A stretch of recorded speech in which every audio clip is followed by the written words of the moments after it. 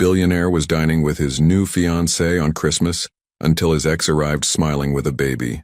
Welcome to Secrets Narrated. Before we begin, drop a comment telling us which city you're watching from. We love seeing how far our stories travel. When the story ends, don't forget to rate it from 0 to 10 and share what you felt along the way. And if you enjoy emotional stories filled with twists and hidden truths, make sure to follow Secrets Narrated so you don't miss the next one. Now, sit back, relax, and enjoy every detail. Graham Holloway adjusted his cufflinks for the third time that evening, a nervous habit he thought he'd abandoned years ago. The gesture felt ridiculous now. He was 41 years old, worth $30 million, and sitting across from a woman who looked like she'd stepped out of a luxury magazine editorial. Yet here he was, fidgeting like a teenager on prom night. "You're distracted," Penelope Ward observed, her manicured fingers wrapped elegantly around the stem of her wine glass. Her voice carried that particular blend of concern and mild irritation that came naturally to women accustomed to being the center of attention. "Just thinking about the quarterly reports," Graham lied smoothly, forcing his hands to rest on the table. "Anderson wants to expand into the Midwest by March." Penelope's perfectly shaped eyebrow arched. "It's Christmas Eve, darling. Surely the Midwest can wait until Monday." She was right, of course. Penelope Ward was always right. About business timing, about social strategy, about which charities enhance their public image most effectively. At 36, she'd built her own consulting empire, and their engagement 3 months ago had been celebrated in tech circles as the merger everyone saw coming. Two self-made success stories, perfectly matched in ambition and polish. The restaurant hummed with the gentle acoustic version of Silent Night, playing through hidden speakers. Cristallo's was the kind of establishment where reservations required 6 weeks' notice, and celebrities dined without fear of harassment. Tonight, with its tasteful garland draped along exposed brick walls and candlelight reflecting off crystal, it embodied everything Graham had worked to achieve. Refinement, exclusivity, control. "The engagement ring looks stunning on you," Graham said, redirecting the conversation to safer ground. The 3-carat diamond caught the light as Penelope shifted her hand, creating tiny rainbows across the white tablecloth. "It should," she replied with a slight smile. "You have excellent taste when you listen to suggestions." There it was again, that subtle reminder that even this perfect moment had required guidance, management, someone else's vision. Graham took a long sip of the Chateau Margaux they'd ordered, letting the wine's complexity distract him from the tightness forming in his chest. He shouldn't feel trapped. This was everything he'd wanted, wasn't it? Success, stability, a partner who understood the demands of building an empire, someone who'd never had to struggle, who'd never look at him with that particular mix of exhaustion and disappointment that... Graham stopped himself. He hadn't thought about Lydia Monroe in months. Not directly, anyway. She existed in his mind like background noise now, a chapter he'd closed when he signed the divorce papers 2 years ago. "Evan really outdid himself with the decorations this year," Penelope commented, glancing around the restaurant. "Though I still think white lights would have been more sophisticated than those gold ones." Evan Brooks, Graham's oldest friend, the one constant through every phase of his life. They'd grown up 3 houses apart in a suburb where ambition meant getting out, and Evan had chosen a different path. Culinary school, apprenticeships in France and Italy, eventually returning to open Cristallo's 5 years ago. The restaurant had become their neutral ground, the place where Graham could almost remember who he'd been before the money. "Evan has a sentimental streak," Graham said. "Gold lights remind him of his grandmother's house at Christmas. How quaint." Penelope's tone wasn't unkind, just factual. She lived in a world where sentiment was scheduled and nostalgia was a marketing tool. The waiter appeared with their appetizers, burrata for Penelope, beef carpaccio for Graham. As they ate, Penelope outlined her vision for their spring wedding. Outdoor ceremony, naturally. Maybe Napa. No more than 150 guests. She'd already spoken to 3 different planners. Graham nodded at appropriate intervals, contributed opinions when required, and wondered why achieving everything he'd dreamed of felt like wearing a suit tailored for someone else's body. The restaurant door opened, letting in a gust of December cold. Graham glanced up instinctively, and his entire world tilted sideways. Lydia Monroe stood in the entrance, snowflakes melting in her dark hair, her cheeks flushed from the cold. She wore a simple navy dress that Graham recognized from their marriage, the one she'd bought on sale and called her fancy occasion outfit. But it wasn't the dress that stopped his heart. It was the baby sleeping against her chest, tiny head resting in the crook of her neck, completely oblivious to the three people whose lives were about to shatter like dropped glass. Lydia's eyes found Graham's across the crowded restaurant. For 3 seconds that felt like 3 hours. Neither of them moved.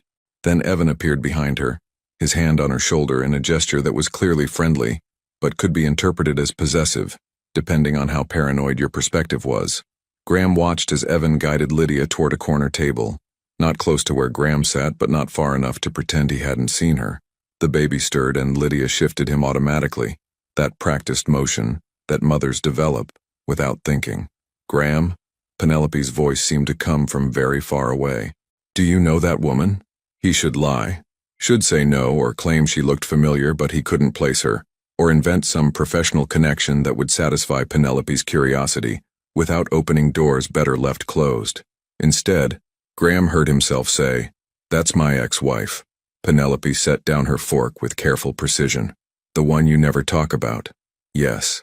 "And the baby?" Graham's mouth went dry. He'd done the math the instant he'd seen Lydia. The baby looked about a year old, maybe slightly more. The timeline aligned perfectly with when they'd separated. Those last desperate months when their marriage had been dying by inches, but they'd still shared a bed occasionally, out of habit or hope or the human need for connection in the darkness. "I don't know," Graham said, and it was the truest thing he'd spoken all evening. Across the restaurant, Lydia was settling into her seat, accepting a menu from Evan with a smile that Graham recognized, the one that meant she was nervous but determined not to show it.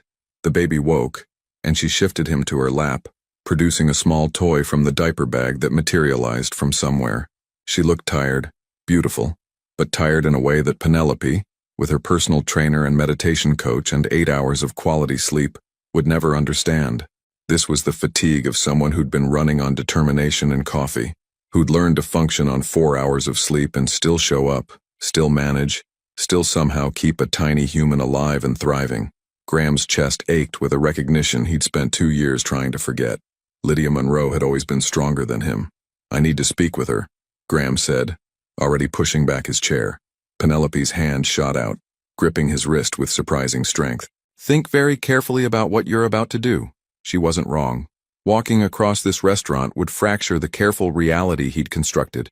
It would introduce chaos into the controlled narrative of his success story.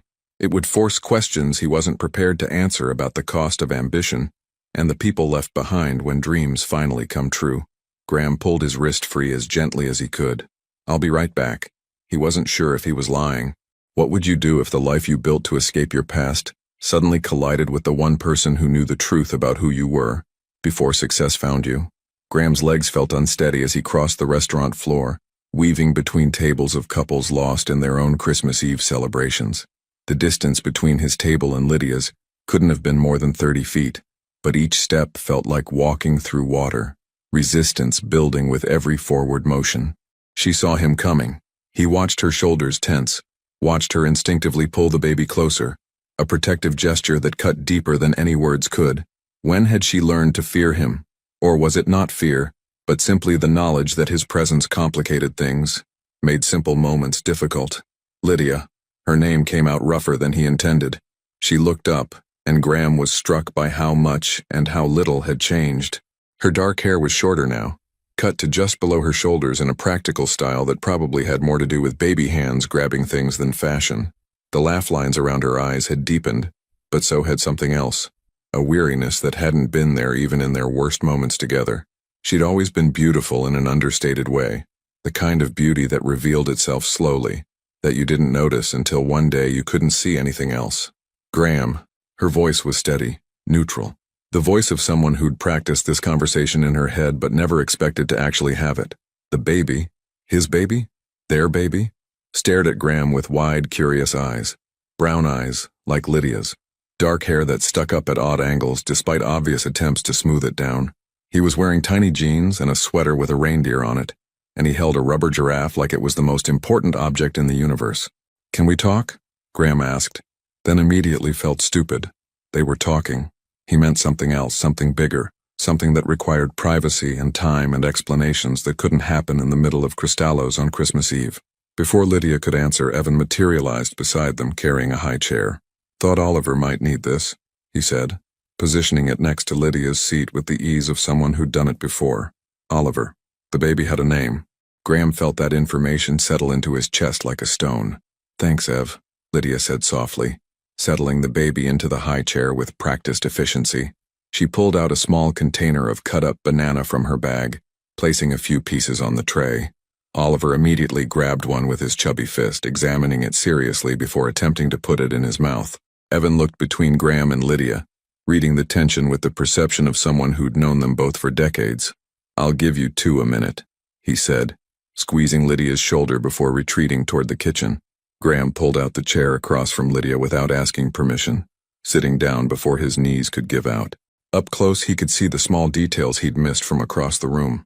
The faint stain on her dress sleeve that was probably spit up or pureed food, the chipped nail polish on her left hand, the phone case held together with clear tape. How old is he? Graham asked, his eyes fixed on Oliver, who was now methodically smashing banana pieces against the high chair tray with the focus of a tiny scientist. 16 months. Lydia's answer was quiet but clear. Graham did the math again, hoping it would somehow add up differently this time. It didn't. 16 months meant Oliver had been born in August, which meant Lydia had gotten pregnant in November or December, right before she'd left him, right when their marriage had been on life support, when they'd barely spoken except to argue about money, when Graham had been too consumed with his failing app to notice his wife was drowning. Is he mine? The question came out before Graham could stop it, blunt and graceless. Lydia's jaw tightened. Don't what? Don't ask if I have a son I knew nothing about? Don't make this about you being the victim. Her voice remained low, controlled, but Graham heard the steel beneath it. You don't get to walk over here with your expensive suit and your fiancée and act like you're the one who was wronged. Graham glanced back at his table. Penelope was watching them, her posture perfect, her expression unreadable. She was probably calculating exit strategies, damage control protocols, the best way to extract herself from what was clearly about to become very messy. I'm not. Graham stopped, reconsidered. I just need to know. Lydia was quiet for a long moment, watching Oliver successfully get a piece of banana into his mouth and grin triumphantly. She wiped his chin with a cloth from her bag, the gesture so automatic it was clear she'd done it thousands of times. Do you remember the night before Thanksgiving? She asked finally. 2 years ago? Graham did. They'd had a fight. Another fight. About the electric bill being late again. Lydia had come home from a double-shift cleaning office buildings, exhausted and frustrated, and found Graham exactly where she'd left him 12 hours earlier, at his laptop, coding, oblivious to the world. She'd said things. He'd said things. And then somehow in the darkness and the anger and the desperate need to feel something other than failure, they'd ended up in bed together. It hadn't fixed anything. By morning, the distance between them had felt wider than ever. I remember, Graham said quietly. I found out I was pregnant in January, 3 weeks after I moved out. Lydia's fingers traced the edge of Oliver's tray absently. I thought about telling you. I picked up the phone probably 20 times. Why didn't you? Lydia looked at him then, really looked at him, and Graham saw something in her eyes he'd hoped never to see. Pity. Because I remembered coming home to a dark apartment in the middle of winter.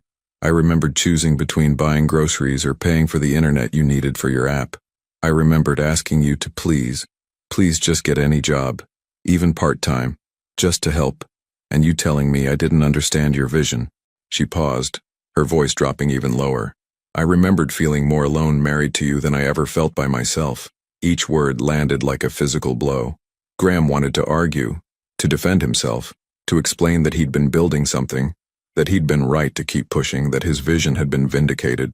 But sitting here, looking at the son he hadn't known existed, and the woman who'd raised him alone, all his justifications turned to ash. I would have helped, he said, knowing how weak it sounded even as he said it. With what money, Graham? What time? You were barely functional when I left. You were living on coffee and obsession. Lydia's voice cracked slightly. I couldn't bring a baby into that. I couldn't do it. Oliver dropped his giraffe and it fell to the floor with a soft thud. Immediately, he began to fuss, reaching down toward it. Graham bent automatically to retrieve it, his hand brushing Lydia's as they both reached for the toy at the same moment. They froze, hands touching, close enough that Graham could smell her shampoo, still the same cheap drugstore brand, coconut scented. She pulled back first, letting him grab the giraffe. He wiped it on his pants and handed it to Oliver, who accepted it with a slobbery grin. "Thank you," Oliver said clearly, the words slightly garbled but unmistakable. Graham's heart stopped. He talks. Of course he talks, he's 16 months old. But Lydia's expression softened slightly. That's his favorite phrase right now. Everything is, "Thank you." The mailman, the grocery clerk, the pigeons in the park. I've missed 16 months. The reality of it crashed over Graham like a wave. "I've missed everything." "You didn't miss it." Lydia's voice was gentle now, which somehow hurt worse than her anger. "You were never there to miss it from." Across the restaurant, someone laughed. A bright, crystalline sound that seemed to come from another universe. Graham became aware of the music again, some instrumental version of "Have Yourself a Merry Little Christmas," and the absurdity of this moment hit him. He was a millionaire now. He could buy Lydia anything she needed. He could set up trust funds, hire nannies, provide everything his son could possibly want. Everything except the one thing that actually mattered: time. The time he'd already lost. The time he couldn't buy back. "What happens now?" Graham asked. Lydia gathered Oliver's toys back into her bag with practiced efficiency. "Nothing happens. You go back to your fiancé. I finish dinner with Evan. We both go home. Life continues exactly as it was an hour ago. You can't seriously expect—" "I expect nothing from you, Graham. That's the point. I stopped expecting anything 2 years ago." She lifted Oliver from the high chair, settling him on her hip. He immediately buried his face in her neck, tired from the stimulation. "You built your empire. Congratulations. I genuinely mean that. But Oliver and we've built something too. A life, a routine, stability. And I won't let you disrupt that because your conscience suddenly woke up." She stood, gathering her things with one hand while supporting Oliver with the other. Graham noticed the diaper bag was worn at the edges, the strap repaired with duct tape. He noticed her shoes were practical flats with the leather cracking at the toes. He noticed everything he should have noticed 2 years ago, when it might have made a difference. "Lydia, please. Merry Christmas, Graham." She walked away, heading not back to her table but toward the restaurant exit, Evan appearing from nowhere to help her with her coat. Graham watched them leave, watched the door close behind them, watched the last piece of his old life disappear into the snowy night. When he returned to his table, Penelope had already paid the check. "We should talk," she said, her voice carrying the tone of someone about to deliver a carefully prepared speech. But Graham couldn't hear her. All he could hear was a 16-month-old voice saying, "Thank you," for a dropped toy. And all he could see was the life he'd built standing on the other side of an unbridgeable gap from the life he'd abandoned. The successful version of himself, it turned out, was still just as alone. Graham didn't go home that night. Instead, he drove. Aimlessly at first, then with growing purpose, his Tesla navigating streets he hadn't traveled in years.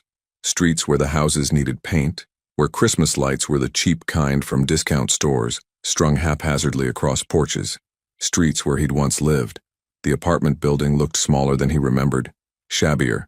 The security gate still hung crooked on its hinges. Apparently some things never changed. Graham parked across the street staring at the third-floor window that used to be his. Someone else's curtains hung there now. Someone else's life playing out in the space where his marriage had slowly died. His phone buzzed. The 14th call from Penelope. He let it go to voicemail like the 13 before it. Graham's mind kept replaying the moment Oliver had said, "Thank you." 2 simple words, spoken with such earnest sweetness, and they'd shattered something fundamental inside him. His son, because there was no doubt now, not really. His son was a complete person with words and preferences and a favorite stuffed giraffe, and Graham knew absolutely nothing about him. The driver's seat of a $60,000 car suddenly felt like the loneliest place on earth. His phone buzzed again. This time it was Evan. Graham answered. "I'm not good company right now. Good thing I'm not calling for company." Evan's voice carried its usual steady calm. "I'm calling because you're probably doing something stupid, and someone needs to tell you to go home." "I am home." Graham stared at the apartment building. "Or I was. I don't even know anymore." Silence on the other end. Then, "You're parked outside your old place, aren't you?" "How did you—" "Because I know you, Gray. And I know that look you had when Lydia walked out. You're in spiral mode." The sound of dishes clattering came through the phone. Evan was still at the restaurant, probably closing up. "Talk to me. What's going on in your head?" Graham laughed, but there was no humor in it. "I have a son. I know." "You know?" Graham's grip tightened on the steering wheel. You knew and didn't tell me? It wasn't my story to tell. Evan's voice remained frustratingly reasonable. Lydia came to me about 6 months ago. She needed a job with flexible hours, something that wouldn't judge her for bringing Oliver when childcare fell through. I gave her shifts in the kitchen, prep work, inventory, nothing public-facing because she didn't want to risk running into anyone from her old life. Anyone meaning me. Anyone meaning you. Graham closed his eyes. She's been working for you for 6 months, coming in multiple times a week. And you never thought to mention it? What would I have said, Graham? Hey, remember your ex-wife who you never talk about? She's here, by the way, with the baby she had right after you split up. Want to swing by and make things awkward? Evan sighed. She asked me not to say anything. She needed the job and she needed her privacy. What was I supposed to do? Tell me I have a son. She didn't confirm that. Not to me. Not to anyone. A pause. But yeah, I did the math. And I kept my mouth shut because Lydia had enough to deal with without me creating more problems. Graham wanted to be angry, but the fight drained out of him as quickly as it had risen. Evan was right. He was always right, which was infuriating. Penelope ended it, Graham said quietly. I figured she would. You don't sound surprised. I'm not. Penelope Ward is a lot of things, but a fool isn't one of them. She saw the way you looked at Lydia, the sound of a door closing. Evan had probably moved to his office. She saw what I've been seeing for 2 years. And what's that? That you never got over her. That every woman you've dated since has been an attempt to prove something to yourself. That you built an empire trying to become worthy of someone who stopped caring whether you were worthy or not. The words hit like a sledgehammer. Graham wanted to deny them, but sitting here in the dark, staring at the ghost of his former life, he couldn't. I did everything right, Graham said, his voice barely above a whisper. After she left, I fixed the app. I got investors. I built exactly what I promised I would build. Yeah, you did. So why does it feel like I lost? Because success isn't the same thing as redemption, Gray. You can't earn back what you didn't value when you had it. Graham's throat tightened. I valued her. I loved her. Did you? Evan's question was gentle but uncompromising. Or did you love the idea of her waiting for you? Of her believing in you when nobody else did? Because those aren't the same thing as actually loving someone. Actually loving someone means seeing their exhaustion and choosing to lighten the load instead of adding to it. It means noticing when they're drowning and throwing them a rope instead of asking them to hold your dreams while they sink. Graham had no answer to that. Go home, Evan said finally. Get some sleep. And tomorrow, figure out what you actually want. Not what you think you should want or what looks good or what proves you were right all along. What you actually want. The call ended. Graham sat in the silence, watching his breath fog the windshield. What did he want? For 2 years he'd wanted vindication. He'd wanted Lydia to see what she'd missed, to regret leaving, to realize she'd given up too soon. Every business success had been a point scored in an argument only he was having. Every headline, every investor meeting, every milestone had been fuel for the story he told himself, that he'd been right and she'd been wrong. But sitting in his car outside their old apartment, thinking about a little boy with banana on his chin who said, "Thank you" to everyone, Graham realized something that made his chest ache. Lydia had won, not in the way he'd been keeping score. She wasn't rich or successful by conventional metrics, but she'd built something real, something that mattered. She'd created a human being who smiled at strangers and trusted the world to be kind. She'd survived his abandonment, because that's what it had been, really, abandonment in the name of ambition, and come out the other side intact. While he'd been building an empire to prove his worth, she'd been building a life. And her life, for all its modest circumstances, was full in a way his would never be. Graham pulled out his phone and opened his contacts. Lydia's number was still there, though he'd never called it after the divorce. His thumb hovered over her name. What would he even say? Sorry, didn't cover it. Congratulations felt grotesque. I want to be involved sounded presumptuous after 16 months of absence. Before he could overthink it further, his phone rang. Unknown number. Hello? Mr. Holloway?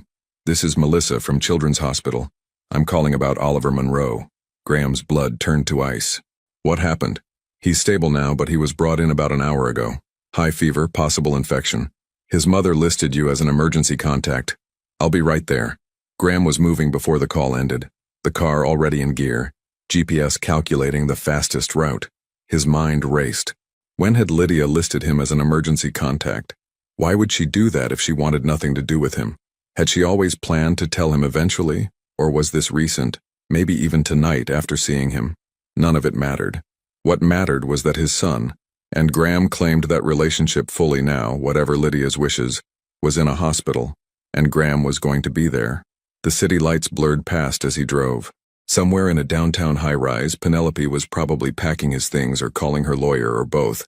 Somewhere in his company's headquarters, servers hummed with the code that had made him millions.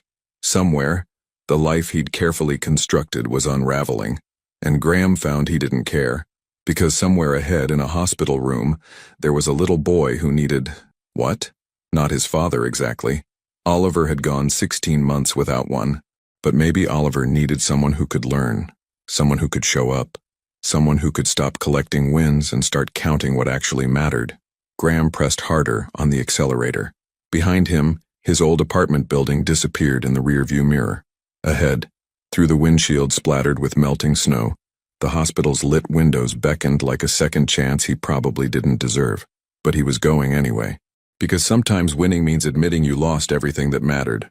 And sometimes the only way forward is to stop running from who you used to be and start facing what you've become. The Tesla's engine hummed, expensive and silent, carrying Graham toward a reckoning he should have had 2 years ago. This time he wouldn't arrive empty-handed with promises and potential. This time he'd arrive simply as a man who'd finally figured out that some things can't be coded or optimized or pitched to investors. Some things just require showing up day after day, whether you've earned the right to or not. Graham parked in the emergency bay, leaving his car for the valet without a second thought. The automatic doors slid open and he ran. The pediatric emergency ward smelled like antiseptic and fear. Graham burst through the automatic doors, his expensive shoes squeaking against linoleum floors that had seen too many desperate arrivals. A tired-looking nurse glanced up from her station, her expression shifting from annoyance to professional concern when she saw his face. "Oliver Monroe," Graham gasped, realizing he was out of breath despite only running from the parking structure. "I got a call." He was brought in. "Room 217. Take the elevator to the second floor. Turn left." The nurse was already looking back at her computer. Another emergency among dozens. "Are you family?" Graham's mouth opened, then closed. Was he? Biologically, yes. Legally, he had no idea. Practically, he was a stranger who'd learned his son existed approximately 2 hours ago. "I'm his father." The nurse waved him through without looking up. Apparently, in a hospital at midnight on Christmas, verification could wait. The elevator took an eternity. Graham watched the numbers climb, 1, 2, and felt his heart trying to escape his chest. What would he find? What condition was Oliver in? Was Lydia alone?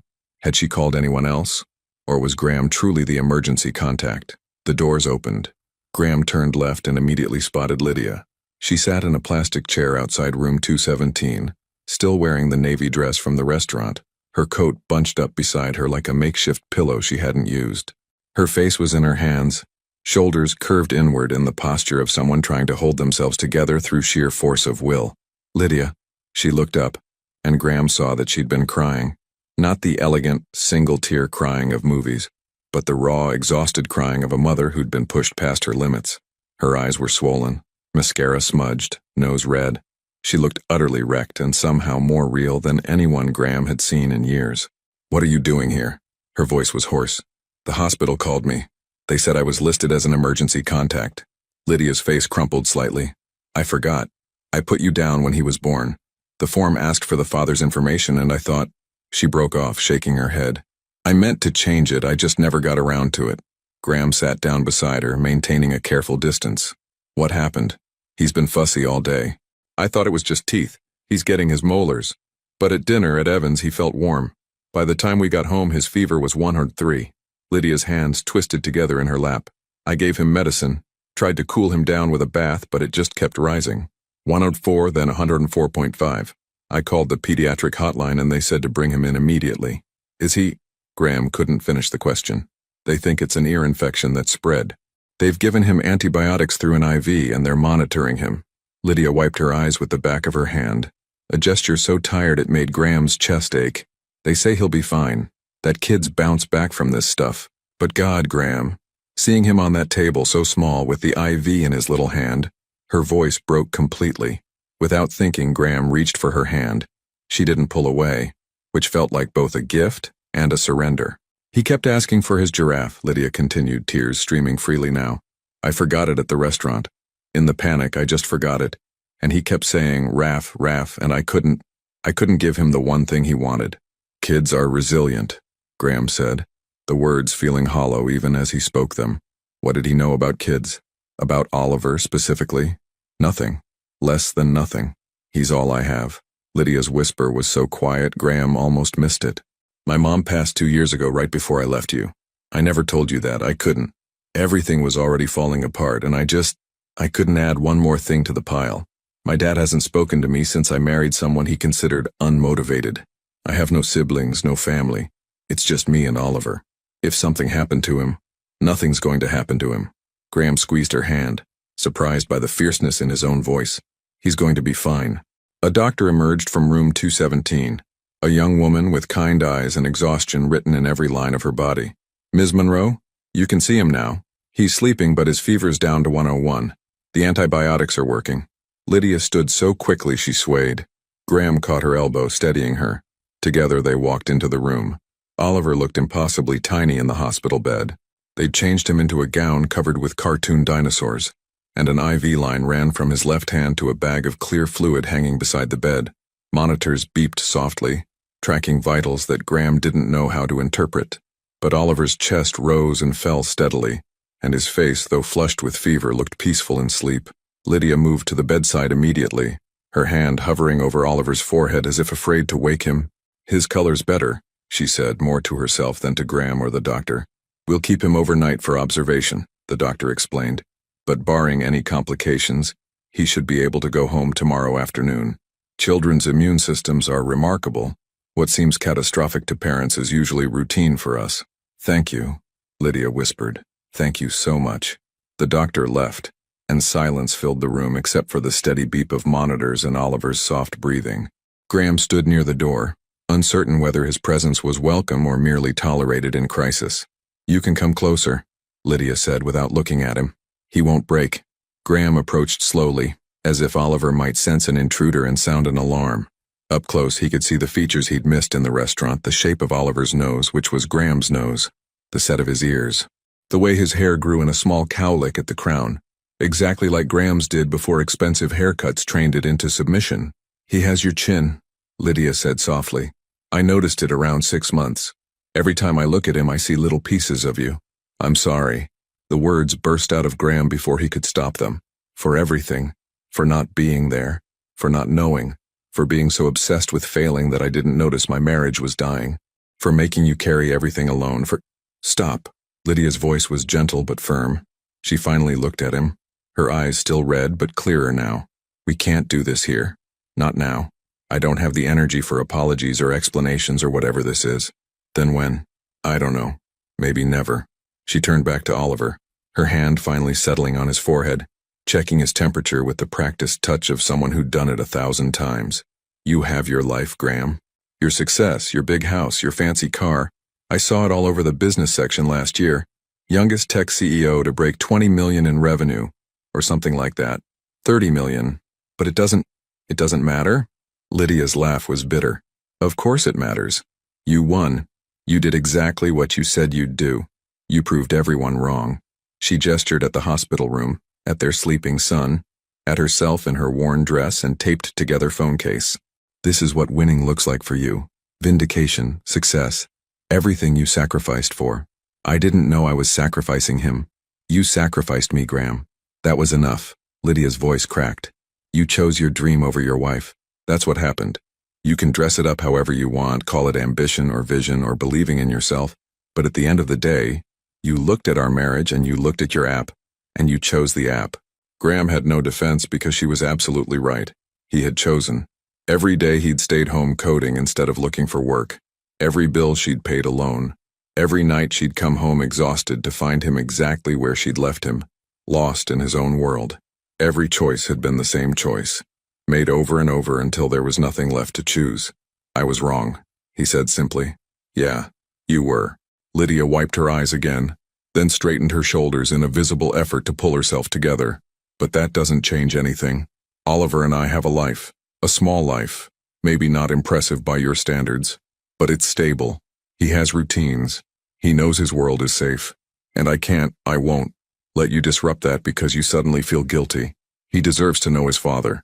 He deserves a father who shows up, not a father who feels obligated to show up because of a chance encounter at a restaurant. Lydia's eyes were fierce now, maternal protection overriding exhaustion. You don't get to waltz in and play daddy when it's convenient. That's not how this works. Then tell me how it works. Tell me what I need to do. Before Lydia could answer, Oliver stirred. His eyes fluttered open, unfocused and confused. He looked at his mother first, immediately reaching for her with his free hand, the one without the IV. "Mama," he whimpered, his voice hoarse and small. "I'm here, baby. Mama's right here." Lydia leaned down, letting Oliver grab her hair, her shirt, anything he could reach. "You're okay. You're safe." Oliver's gaze drifted past Lydia and landed on Graham. For a long moment, father and son just stared at each other. Graham watched emotions play across Oliver's face. Confusion, curiosity, a flicker of recognition from the restaurant, uncertainty. Then Oliver did something that broke Graham's heart and remade it in the same instant. He smiled. Not a big smile, not trusting or certain, just a small, sleepy, feverish smile that said, "You're here. That's nice." "Hi," Graham whispered, his voice betraying him completely. Oliver yawned, nuzzling back into his pillow, his eyelids already drooping. Within seconds, he was asleep again, one hand still clutching Lydia's sleeve. Lydia looked at Graham, and something in her expression had shifted. Not forgiveness. It was far too soon for that, if forgiveness was even possible, but maybe a crack in the armor, a hairline fracture that suggested she wasn't entirely made of stone. "There's a chair that converts to a cot," she said quietly, gesturing to the corner. "If you want to stay." Graham looked at the chair, then at Oliver, then at Lydia. "Do you want me to stay?" "I don't know what I want anymore, but—" She paused, choosing her words carefully. Oliver might wake up scared, and having two people here instead of one might help him feel safer. It wasn't an invitation. It wasn't reconciliation. It was simply a practical observation from a mother too exhausted to maintain her walls. But it was something.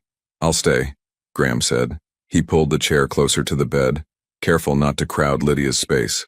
As the night deepened and the hospital quieted, three people settled into an uneasy vigil. A mother who'd carried everything alone, a father who'd arrived too late, and a little boy who slept through the silent negotiation of his future, unaware that his mere existence was rewriting the story of two people who'd thought their chapter was closed. Outside, snow continued to fall on Christmas morning, covering the city in white silence. Inside room 217, monitors beeped their steady rhythm, and Graham Holloway began the longest night of his life, the first of many where success meant nothing more than being present. Graham woke to the sound of a child laughing. For a disoriented moment, he couldn't place where he was. The cot-chair hybrid had left him with a crick in his neck, and his expensive suit was rumpled beyond recognition. Then reality assembled itself, hospital room monitors still beeping, early morning light filtering through vertical blinds, and Oliver, sitting up in bed, giggling at something on Lydia's phone. "Again?" Oliver demanded, his voice still raspy but infinitely healthier than it had been 6 hours ago. "Again, Mama." Lydia, looking only marginally more rested than Graham felt, replayed whatever video had captured her son's attention. She sat on the edge of Oliver's bed, her hair loose and tangled, yesterday's makeup completely gone. She'd removed her shoes at some point during the night, and Graham could see a hole in her left sock, right at the big toe. She was beautiful. The thought hit Graham with unexpected force. Not beautiful in the polished, carefully curated way that Penelope had been beautiful. Lydia looked exhausted and rumpled and completely undone, and somehow that made her more striking than any woman Graham had seen in years. "You're awake," Lydia said, noticing him. Her tone was neutral, carefully void of either welcome or rejection. "What time is it?" "Almost 7. Oliver woke up about 20 minutes ago. Fever's down to 99. She smoothed Oliver's hair automatically. "The doctor should be by soon to check him." Oliver looked over at Graham, his expression curious but wary. In the daylight, Graham could see more clearly how much of himself existed in this little person. The shape of the eyes, the way his eyebrows drew together when concentrating, even the way he tilted his head when considering something new. "Hi, Oliver," Graham said softly, unsure of the protocol for greeting a son who didn't know you were his father. Oliver studied him for a long moment, then looked at Lydia. "Mama, who?" "This is Graham," Lydia said, hesitating over how to explain. He's a friend of Mama's. Friend felt like both a generous lie and a devastating truth. Graham swallowed the urge to correct her, to claim his rightful title. This wasn't about his rights. This was about a confused toddler recovering from an infection who didn't need adult complications layered onto his fear. "Hi, Graham," Oliver repeated, testing out the name. Then, with the startling directness of small children, "You slept in the chair?" "I did. It wasn't very comfortable." Oliver found this hilarious, dissolving into giggles that made his IV line wobble. Lydia steadied it with practiced ease, and Graham wondered how many times she'd had to develop these little skills. Stabilizing IV lines, knowing which videos made Oliver laugh, reading his temperature by touch alone. 16 months of moments he'd missed. 16 months of knowledge he'd never have. A nurse entered, bringing breakfast, if the term could be applied to whatever pale institutional food sat on the divided tray. Oatmeal for Oliver, which he eyed with deep suspicion. "No like it," Oliver announced firmly. "You need to eat something, baby," Lydia coaxed.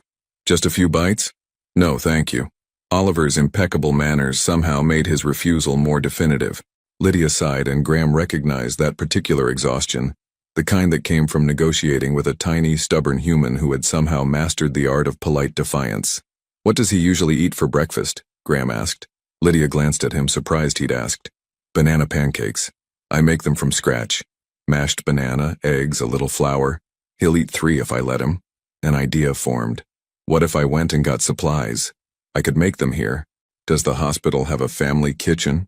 "They do, but—" Lydia stopped, seeming to recalibrate her automatic rejection. "You know how to make pancakes?" "I taught myself to cook after you left." Graham saw her expression shift, something complicated passing through her eyes. "Turns out when you're working 18-hour days and living alone, takeout gets old. I started with basics. Pancakes were weak too. It was a small detail, but Graham watched it land. In Lydia's mental catalog of who he'd been, the man who couldn't be bothered to contribute to household survival, this didn't fit. He could see her trying to reconcile the Graham who'd let her pay every bill with the Graham who'd learned to feed himself. "The family kitchen is on this floor," she said finally. "Room 240. But you'll make me a list. I'll have everything delivered in 30 minutes. Lydia's eyebrow raised. "Delivered to a hospital? I have an assistant who can make anything happen." Well, had. Penelope probably fired her by now. Graham pulled out his phone, then paused. "Unless you'd rather I didn't? I'm not trying to overstep. I just thought banana pancakes would be good." Lydia's voice was quiet. "He needs to eat something." 25 minutes later, a courier arrived with organic bananas, free-range eggs, artisanal flour, and a whisk that probably cost more than Lydia spent on groceries in a week. Graham gathered the supplies and headed to the family kitchen, acutely aware that this was a test he couldn't afford to fail. The kitchen was empty except for a tired-looking father microwaving something that smelled like regret. Graham found a mixing bowl, assessed the ancient electric griddle, and got to work. He'd made these pancakes dozens of times in his sterile downtown condo, usually at midnight after another grueling day of meetings and decisions. Cooking had become meditation, the one time his brain could stop optimizing and just focus on the simple alchemy of ingredients becoming food. But he'd never made them for anyone else. Never had a reason to. The batter came together easily. Banana mashed smooth, eggs whisked until frothy, just enough flour to bind. Graham heated the griddle and poured small circles, watching bubbles form on the surface before flipping, the kitchen filled with the sweet smell of caramelizing banana. When he returned to room 217 with a plate of golden pancakes cut into toddler-sized pieces, Oliver's face lit up like Christmas morning. "Nana cakes!" Oliver bounced in bed, then winced as the movement jostled his IV. "Gentle, baby," Lydia cautioned, but she was smiling, really smiling for the first time since Graham had arrived. Graham placed the plate on Oliver's rolling table, and the boy dove in with both hands, shoving a piece into his mouth with the enthusiasm of someone who'd been betrayed by hospital oatmeal one too many times. "Good?" Graham asked. Oliver nodded vigorously, already reaching for another piece. "Good, good, good." Lydia took a piece, more out of necessity than desire. Graham suspected she hadn't eaten since the restaurant. She bit into it, chewed thoughtfully, and something in her expression softened. "These are perfect," she said quietly. "Better than mine, actually.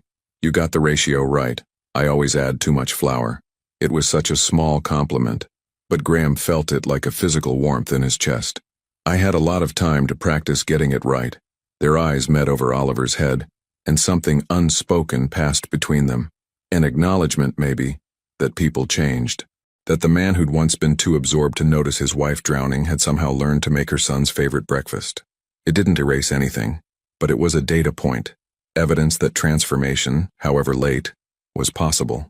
Oliver finished 3 pancakes, then yawned hugely, his eyes already drooping despite having been awake less than an hour. The antibiotics and fever had taken their toll. Lydia cleared the plate and helped him settle back into the pillows, tucking the thin hospital blanket around him. "Raph?" Oliver murmured sleepily. "Want Raph?" Lydia's face fell. "I know, baby. Mama will get him as soon as we go home." But Graham was already moving, pulling out his phone. "What's Evan's number?" "What? Why, the giraffe is still at the restaurant, right?" Graham was already typing. "Evan opens for lunch prep at 10. I'll have him overnight it." "Graham, that's insane. You can't overnight a stuffed animal." "Watch me." He hit send, then looked up. "Oliver wants his giraffe. He should have his giraffe." Lydia stared at him like he'd spoken a foreign language. "You're going to pay for expedited shipping on a $5 toy?" "It's not about the toy, it's about—" Graham gestured helplessly at Oliver, already asleep but still frowning slightly in his dreams. "He asked for it. He should have it." Something cracked in Lydia's expression. Not forgiveness. Not yet. But maybe the beginning of something adjacent to it. The recognition that Graham was trying, even if he was trying in the most absurdly wealthy way possible. "Thank you," she said finally. They sat in silence as morning light strengthened in the room. Graham watched Oliver sleep, cataloging details he'd never had the chance to learn before. The way Oliver's left hand curled into a fist when he dreamed. The tiny freckle on his right earlobe. The rhythm of his breathing still slightly congested but steady and strong. "I want to be part of his life," Graham spoke quietly, not wanting to wake Oliver but needing to say it. "I know I have no right to ask. I know I've been absent, but I want to try. I want to learn how to be his father." Lydia was quiet for so long Graham thought she might not answer. When she finally spoke, her voice was carefully controlled. "You don't just get to be a father because you decided it's time. It doesn't work that way." "Then tell me how it works, please. I know I can't make up for lost time. I know I can't undo 16 months of absence. But going forward, let me be present going forward." "And what happens when being present gets inconvenient?" Lydia's question cut straight through to the fear underneath everything. "When Oliver has a meltdown in the grocery store and you have an important meeting. When he's sick at 3 a.m. and you're exhausted. When being a father means sacrifice instead of just showing up with expensive pancakes and overnight delivery." "I don't know," Graham admitted. "I've never done this before. I'll probably screw it up constantly. But I want to try. Isn't that worth something? Wanting to try is easy. Actually trying is hard. And I won't let you practice on my son just to make yourself feel better about your choices." The doctor chose that moment to arrive, breaking the tension with a cheerful professionalism that felt jarring. She examined Oliver quickly, declared him on the mend, and confirmed he could be discharged after lunch if his temperature stayed stable. After she left, Lydia stood and stretched, her back cracking audibly. "I need coffee. Real coffee, not hospital coffee. There's a decent place 2 blocks away. I'll get it. What do you want?" "Graham, you don't have to." "I want to. Tell me your order." Lydia studied him, weighing something in her mind. Finally, "Medium dark roast. Splash of cream. 1 sugar." Graham nodded, committing it to memory like the most important data he'd ever received. "I'll be back in 20 minutes. "Graham?" Lydia's voice stopped him at the door. "Get something for yourself, too. You look like you haven't eaten in days."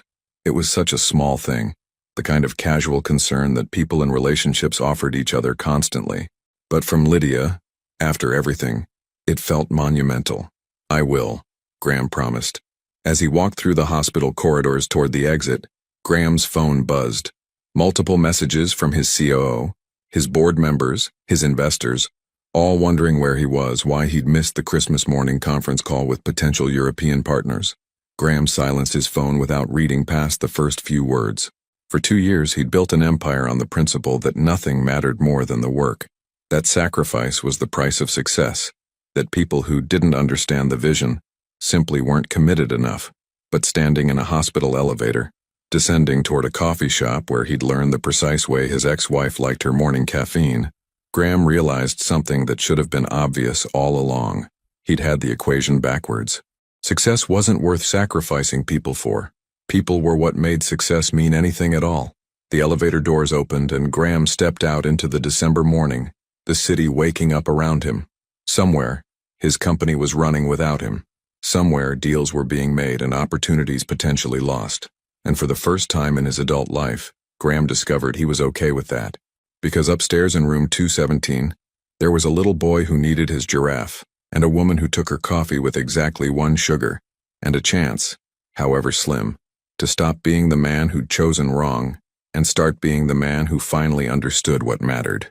Graham pulled his coat tighter against the cold and headed toward the coffee shop, a man on a mission that had nothing to do with profit margins and everything to do with showing up, 1 cup of coffee at a time. Graham returned to find Lydia's hospital room door closed and voices filtering through. One Lydia's, low and tense, and another he didn't recognize. Male, authoritative, with the clipped precision of someone accustomed to being obeyed. He hesitated, coffee cups warming his hands, uncertainty freezing him mid-step. Then Oliver's cry cut through the door, not hurt, but distressed, and Graham's hesitation evaporated. He pushed the door open. A man stood near Oliver's bed, tall and severe in a charcoal suit that probably cost more than Graham's. Late 50s, silver hair perfectly styled, the kind of posture that came from decades of looking down at people. He held a leather briefcase in one hand, and an expression of distaste on his face as he surveyed the hospital room. Lydia stood between the man and Oliver, her body language screaming protection. Oliver clung to her leg, peeking around at the stranger with obvious fear. "Who are you?" Graham asked, his voice harder than he'd intended. The man's gaze swept over Graham with the dismissive assessment of someone cataloging and discarding in the same glance. "I could ask you the same question. Graham, this is Richard Monroe." Lydia's voice was tight. "My father." The coffee cup suddenly felt heavy in Graham's hands. Lydia's father? The man who'd cut her off for marrying someone unmotivated, who hadn't spoken to his daughter in over 7 years, who'd missed his grandson's entire existence. "Mr. Monroe," Graham said, offering nothing more. Richard's attention snapped back to Lydia. "You didn't answer my question. Why wasn't I informed about my grandson's hospitalization?" "Because you're not in our lives." Lydia's response was calm but edged with steel. "You made that choice 7 years ago. That was before I knew about the child." Richard's gaze dropped to Oliver, who pressed harder against Lydia's legs. "A child who, from what I understand, is being raised in completely inadequate circumstances." Graham watched Lydia's hands curl into fists. He set the coffee down on the window ledge and moved closer, not quite inserting himself between them, but making his presence impossible to ignore. "How did you even know we were here?" Lydia asked. "I have resources." Richard's tone suggested this should be obvious. "When I learned you'd had a child, my grandchild, I made it my business to be informed about his welfare. Imagine my concern when I discovered he'd been admitted to the hospital on Christmas Eve. He had an ear infection. Kids get sick, it happens." But Graham could hear the defensiveness creeping into Lydia's voice. The old programming that said her father's judgment mattered. Kids with proper health care don't end up in emergency rooms with dangerous fevers. Richard pulled a folder from his briefcase with the smooth efficiency of a prosecutor presenting evidence. "I've done my research, Lydia. You're working 2 jobs, waitressing and kitchen prep at that friend's restaurant. You live in a 1-bedroom apartment in a questionable neighborhood. No car, relying on public transportation. No health insurance beyond the state minimum." Each fact landed like an accusation. Graham watched Lydia's shoulders curl inward, watched her shrink in a way she hadn't even when confronting him about his past failures. "I'm providing for my son," Lydia said quietly. "Barely." Richard's word hung in the air like poison. "You're 1 crisis away from catastrophe, 1 missed shift from eviction, 1 serious illness from medical debt you'll never escape. Is that really the life you want for Oliver?" "It's the life I can give him. And it's filled with love and—" "Love doesn't pay hospital bills, Lydia. Love doesn't provide stability or opportunity or the advantages every child deserves." Richard's expression softened calculatedly, the way a predator might gentle its approach before striking. "I'm here to offer a solution." Graham felt the shift in the room immediately. This wasn't a concerned grandfather checking on a sick grandchild. This was something else entirely. "I don't want your money," Lydia said, but her voice wavered slightly. "I'm not offering money." Richard pulled papers from the folder. "I'm offering Oliver a future, a trust fund, private schools, healthcare that won't leave you drowning in debt, Summer camps, music lessons, eventually college, the kind of education that opens doors instead of closing them. In exchange for what? The question came from Graham, not Lydia. He recognized this negotiation tactic. The generous offer that came with hooks you didn't see until you'd already bitten. Richard's cold gaze assessed Graham with new interest. You must be the ex-husband, the one who spent years playing with code in your living room while my daughter worked herself into exhaustion. The accuracy stung more than Graham expected. That's not relevant right now, isn't it? From what I understand, you've recently achieved some success. 30 million in revenue, wasn't it? Richard's smile was sharp. Impressive, though it does make one wonder why you weren't supporting your son this entire time. He didn't know, Lydia said quickly. I never told him. How convenient. Richard turned back to his daughter. So you've been raising Oliver alone, struggling with every expense, while your ex-husband built a fortune, and now he shows up here playing concerned father. Tell me, does he know about the eviction notice you received last week? The color drained from Lydia's face. Graham's stomach dropped. What eviction notice? Graham asked. It's handled, Lydia said, but she wouldn't meet his eyes. I'm working it out with the landlord. Working it out means you're 2 months behind on rent, Richard corrected. And your landlord is remarkably unsympathetic to sob stories about single mothers and sick children. You have until January 15th to pay $3,000 or you're out. Graham's mind raced. $3,000. Less than he'd spent on his watch, less than his car payment, an amount that meant nothing to him and everything to Lydia. I can... Graham started. No. Lydia's voice cut through his offer. I don't need your money, Graham. Not yours, and not his. Pride is expensive, Lydia. Richard's tone turned harder.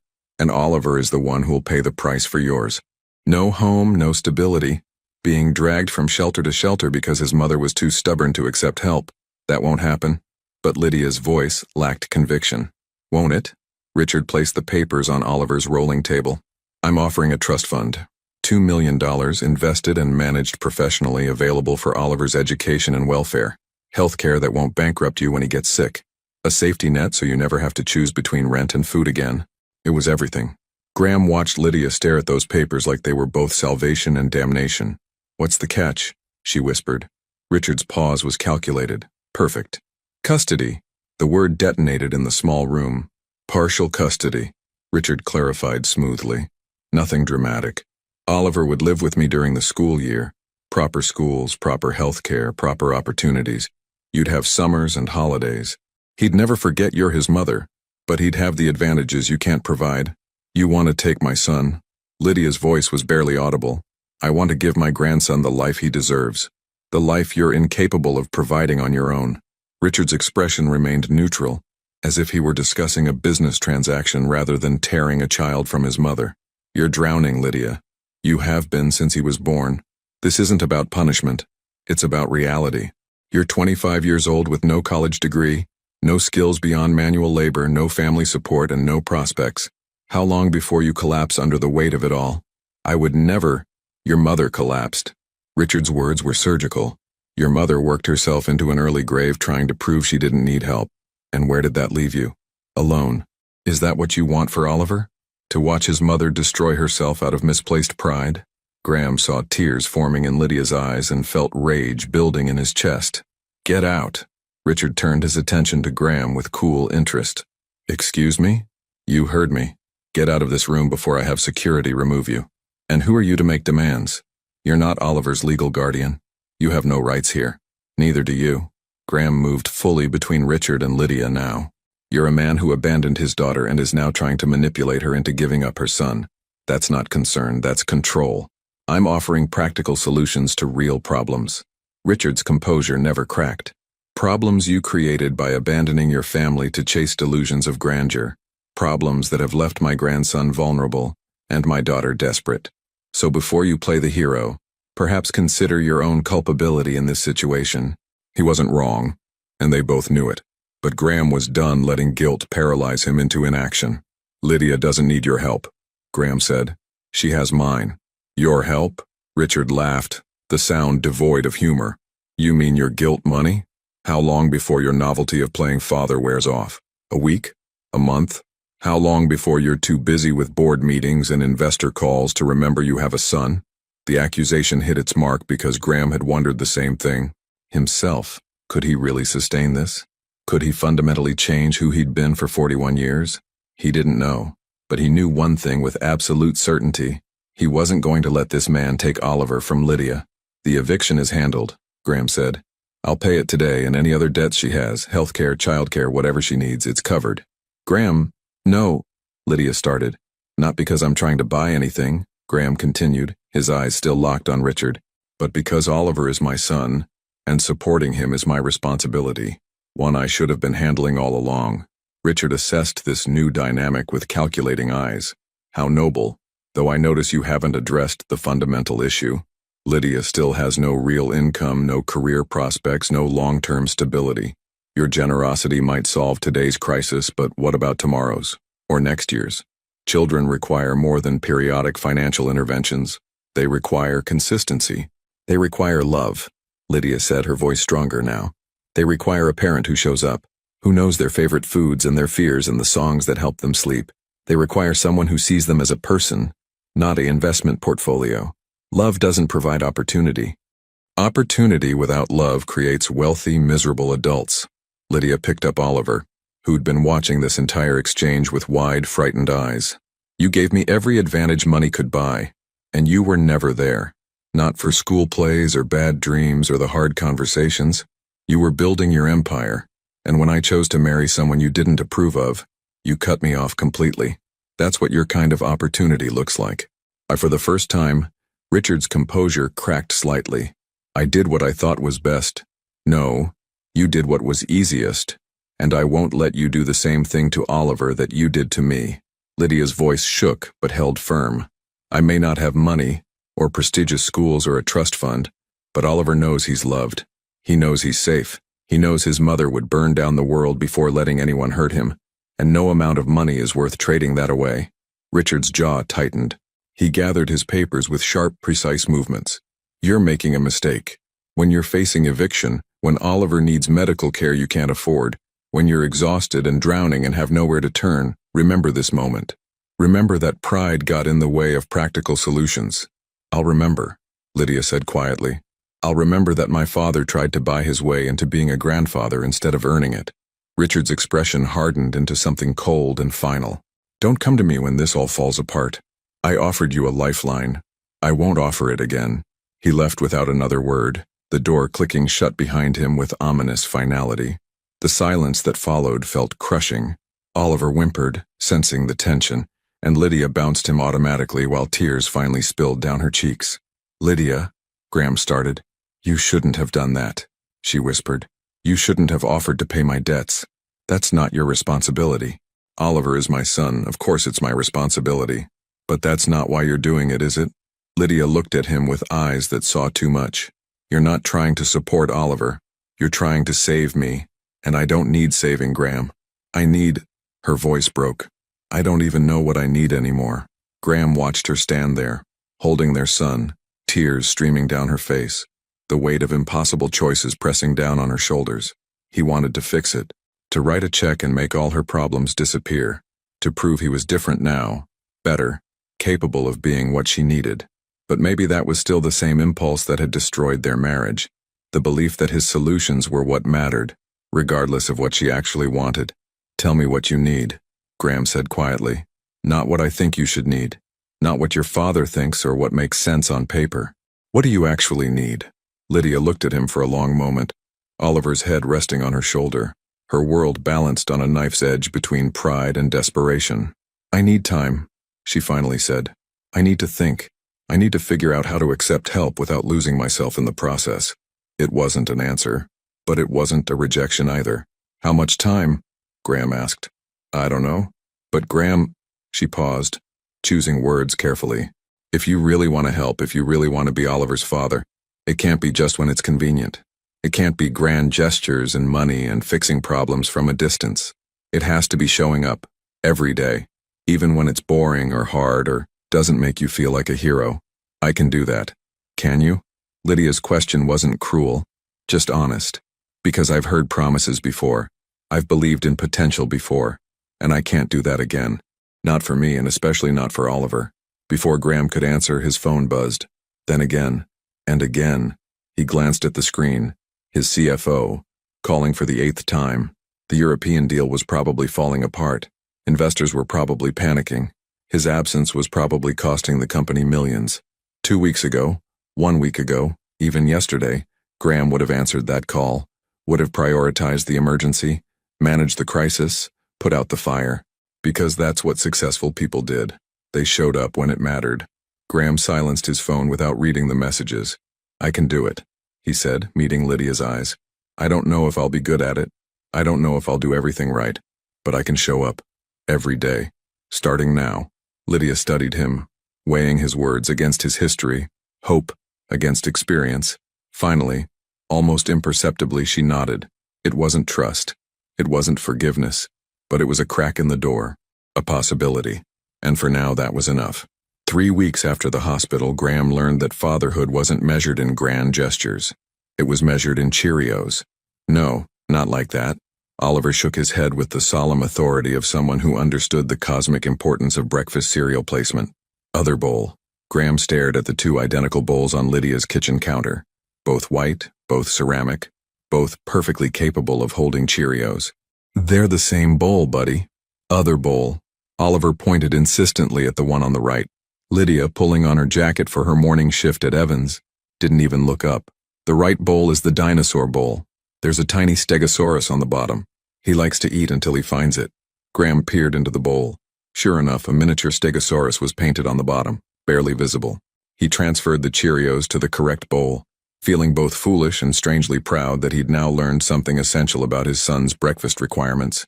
"Dinosaur bowl," Oliver confirmed happily, climbing into his booster seat. These were the details Graham was learning. That Oliver only ate bananas if they had just a little brown. That he needed his giraffe to nap but his elephant to sleep at night. That 1 more story meant exactly 3 more stories, and trying to negotiate down to 2 resulted in a meltdown that could last 45 minutes. The learning curve was steep, but Graham was climbing it. Lydia had agreed to let him help, cautiously with boundaries so clear they might as well have been electrified fences. Graham could visit in the mornings before she left for work. He could take Oliver to the park on Tuesday and Thursday afternoons. He could contribute financially, but only through a separate account Lydia controlled, and only for Oliver's expenses. He could not show up unannounced. He could not make decisions about Oliver's care without consulting her. He could not, under any circumstances, try to upgrade their life without permission. That last rule had been added after Graham tried to pay off her entire lease and move them to a better apartment. Lydia had returned the check uncashed and didn't speak to him for 3 days. Graham was learning that helping meant listening, not fixing. "You working the lunch shift?" Graham asked, pouring milk into the dinosaur bowl. "Lunch and dinner." Evans short-staffed because of New Year's. Lydia grabbed her bag, the same worn one from the hospital, still held together with duct tape. Graham had tried to buy her a new one. She'd refused. "I'll be back by 9. Oliver's dinner is in the fridge. Mac and cheese, his favorite. Don't heat it too hot, test it on your wrist first. Bath at 7, books at 7:30, bed by 8. Got it." Graham had these instructions written on his phone, backed up in 3 places, practically memorized. "We'll be fine." Lydia hesitated at the door, that familiar flicker of uncertainty crossing her face. Leaving Oliver with Graham still felt unnatural to her, like trusting a stranger with her most precious possession, which Graham supposed he essentially was. "Call me if anything." "I will." Graham had learned not to be offended by her anxiety. "Go. We've got this." After she left, the apartment seemed both smaller and larger. Smaller because Graham's presence filled it. He was too tall for the low ceilings, too broad for the narrow hallway. Larger because it was just him and Oliver, and the weight of that responsibility made the space feel infinite. Oliver ate his Cheerios with intense concentration, fishing out each one individually and examining it before eating. Graham watched him, marveling at how this tiny person could make the simple act of breakfast into a scientific study. "Daddy, look." Oliver held up a Cheerio triumphantly. "Circle." "Daddy." The word still landed like a physical impact every time Oliver said it. It had started a week ago. Oliver had simply decided that Graham was Daddy, and that was that. No ceremony, no explanation. Just a child's straightforward logic. This man shows up, therefore this man is Daddy. Lydia had cried when she heard it. Graham couldn't tell if they were happy tears or sad ones. Maybe both. "That's a very good circle," Graham agreed seriously. They finished breakfast and Graham cleaned Oliver up. a process that somehow resulted in more milk on Graham's shirt than in Oliver's stomach. Then came the negotiation over clothes. "No pants," Oliver declared. "Buddy, we have to wear pants to the park." "No pants." Oliver's voice rose to that pitch that Graham had learned meant a tantrum was approximately 30 seconds away. Graham thought fast. "What if we wear the dinosaur pants? The ones with the T-Rex?" Oliver considered this. "And dinosaur shirt? Deal." Crisis averted. Graham was getting better at this. The art of negotiation with a tiny, unreasonable dictator who ruled through cuteness and strategic crying. At the park, Graham pushed Oliver on the swings while trying to answer emails one-handed on his phone. His company was hemorrhaging. The European deal had fallen through. 2 major investors were getting nervous about his unreliability. His CFO had used the word concerned 14 times in their last conversation. Graham knew he should care more, should feel the panic that would have consumed him 6 months ago. But watching Oliver's face light up every time the swing went high, hearing his delighted shriek of "Higher, Daddy," it was hard to muster appropriate anxiety about profit margins. "Mr. Holloway?" Graham looked up to find a woman approaching, probably late 30s, expensive athleisure wear, the kind of pulled-together appearance that screamed, "Hired help to manage my life." She held a tablet and wore an expression of barely concealed irritation. "I'm Jennifer Park, from Slate & Morrison." She didn't offer her hand, possibly because Graham was currently pushing a toddler on a swing. "We've been trying to reach you about the Anderson merger. You missed 3 scheduled calls." Graham's stomach sank. Slate & Morrison were the legal team handling his company's biggest acquisition.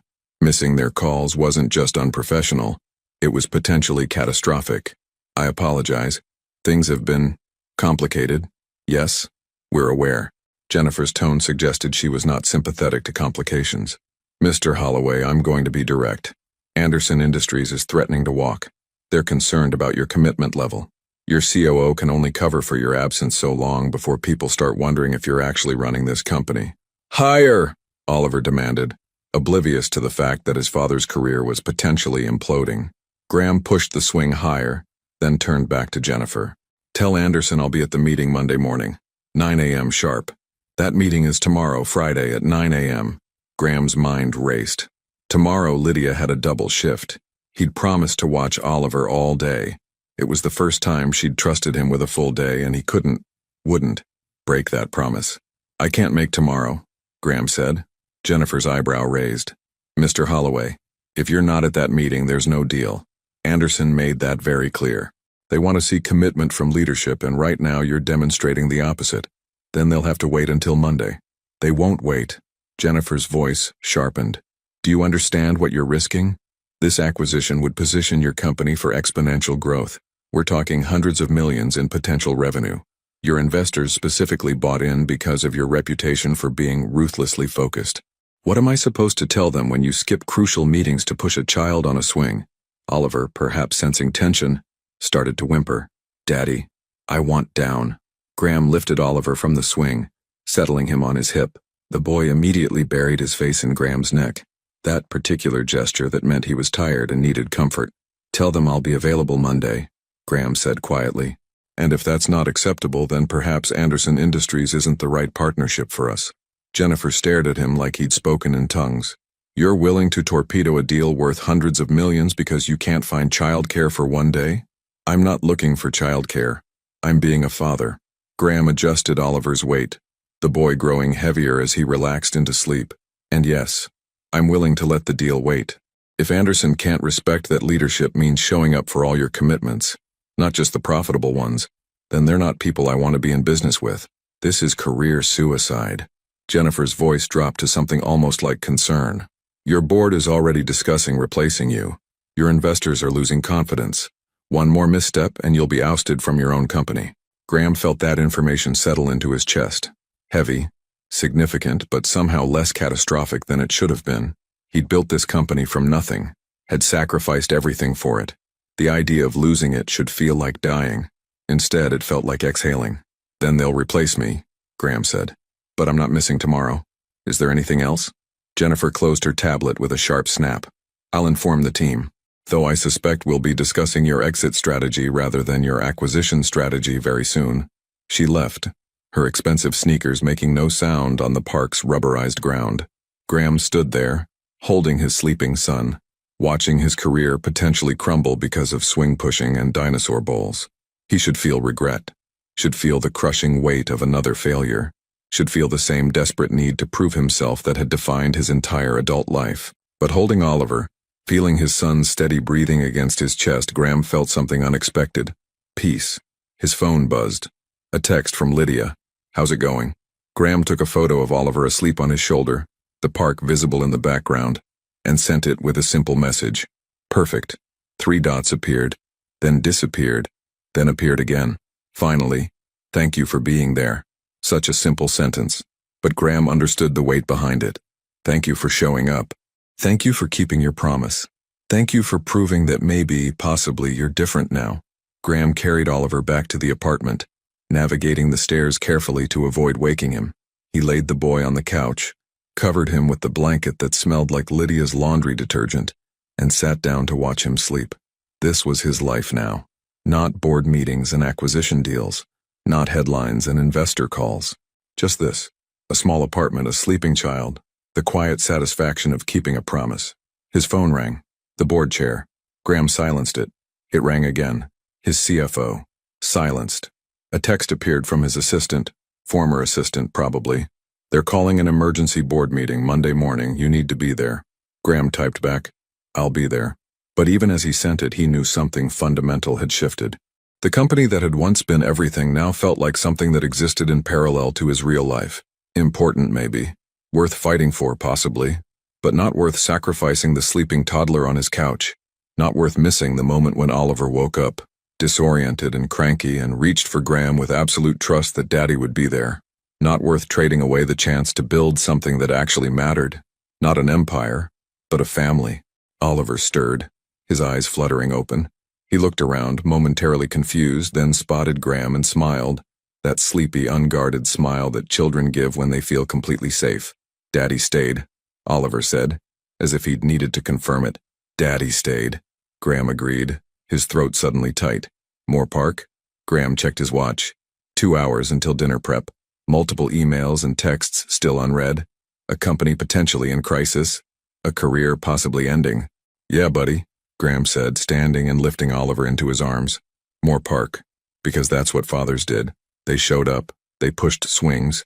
They prioritized dinosaur bowls and afternoon naps over acquisition deals and investor confidence. They stayed. As they walked back toward the park, Oliver's hand trustingly in his, Graham's phone continued buzzing in his pocket. The sound of his old life trying to pull him back. He left it buzzing. Some calls could wait. Some deals could fall through. Some careers could end. But this moment, this walk, this hand, this chance to be present, this couldn't be reclaimed if he missed it. Graham had learned that lesson once already, and it had cost him everything that mattered. He wouldn't learn it twice. The board meeting on Monday lasted 47 minutes. It took them 30 of those minutes to strip Graham of his CEO position, 12 minutes to outline the transition plan, and 5 minutes to offer him a consultant role with no real authority. They dressed it up in corporate language: strategic restructuring, shifting priorities, mutual agreement. But the message was clear. Graham Holloway had been replaced by his own company. He should have fought, should have reminded them he'd built this from nothing, that his vision had made them all wealthy, that 1/4 of missed meetings didn't erase years of success. But sitting in that boardroom, listening to men in suits discuss his inadequacy, Graham found he couldn't summon the outrage. "Do you have anything you'd like to say?"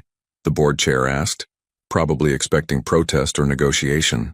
Graham thought about Oliver's dinosaur bowl, about the specific way he needed his blanket folded, about how he'd started reaching for Graham first when he fell down instead of immediately crying for Mama. "No," Graham said simply. "I understand. I'll have my office cleared by Friday." The chair blinked, clearly thrown by the lack of resistance. "We want to be clear, this isn't personal. It's fine." And the strangest part was, Graham meant it. "You need leadership that's present. I'm not that anymore. It's the right call." He left the building that had been his second home for 3 years, and felt nothing except relief that he'd be home in time for Oliver's lunch. The apartment was quiet when Graham arrived. Lydia was at her Tuesday morning shift, and Oliver was at the small in-home daycare 3 blocks away that Lydia used twice a week. Graham had 2 hours before pickup time. He sat on Lydia's worn couch and let the reality settle over him. No job, no title, no purpose beyond what he chose to create. The company would pay him out, millions probably, but the identity he'd built his entire adult life around was gone. Graham waited for the panic. It didn't come. His phone buzzed. Evan. Heard about the board meeting, Evan said without preamble. You okay? Yeah. Actually, I think I am. Graham looked around the small apartment, taking in the details he'd learned over the past few weeks. The coffee stain on the carpet that Lydia scrubbed every week but never quite disappeared. The crack in the window that let in a draft she covered with plastic and tape. The refrigerator that hummed too loud because the motor was going bad. Is that weird? Not for you.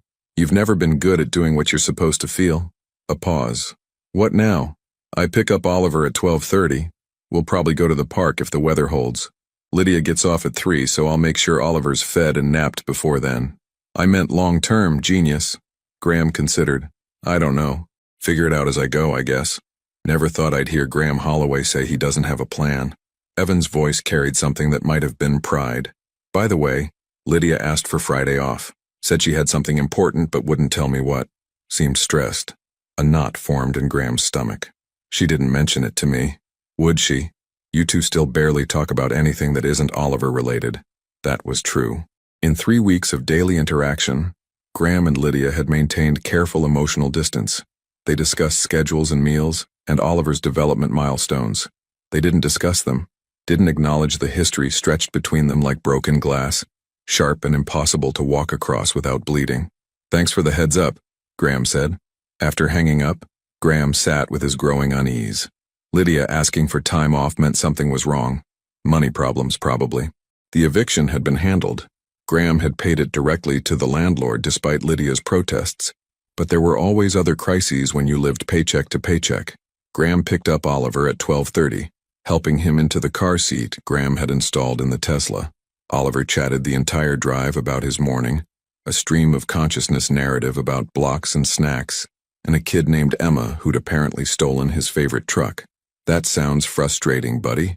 Very frosting, Oliver agreed solemnly, mangling the word in that way that made Graham's chest ache with affection. They stopped at the grocery store, another skill Graham had acquired, shopping with a toddler in tow. He'd learned to bring snacks to prevent meltdowns in the cereal aisle, and to avoid the toy section entirely, unless he wanted 30 minutes of negotiation about why they couldn't buy a plastic dinosaur today. In the checkout line, Oliver spotted a magazine with a familiar face on the cover. Daddy! Daddy on TV paper. Graham looked. Sure enough, there he was. An old photo from a tech conference beneath a headline that read, Fallen Founder, Graham Holloway, ousted from his own company. The cashier glanced from the magazine to Graham, recognition dawning. Oh, that's you. Was me, Graham corrected, swiping his card. Now I'm just a guy buying groceries. Back at the apartment, Graham made lunch while Oliver helped by arranging his plastic dinosaurs in elaborate formations across the kitchen floor.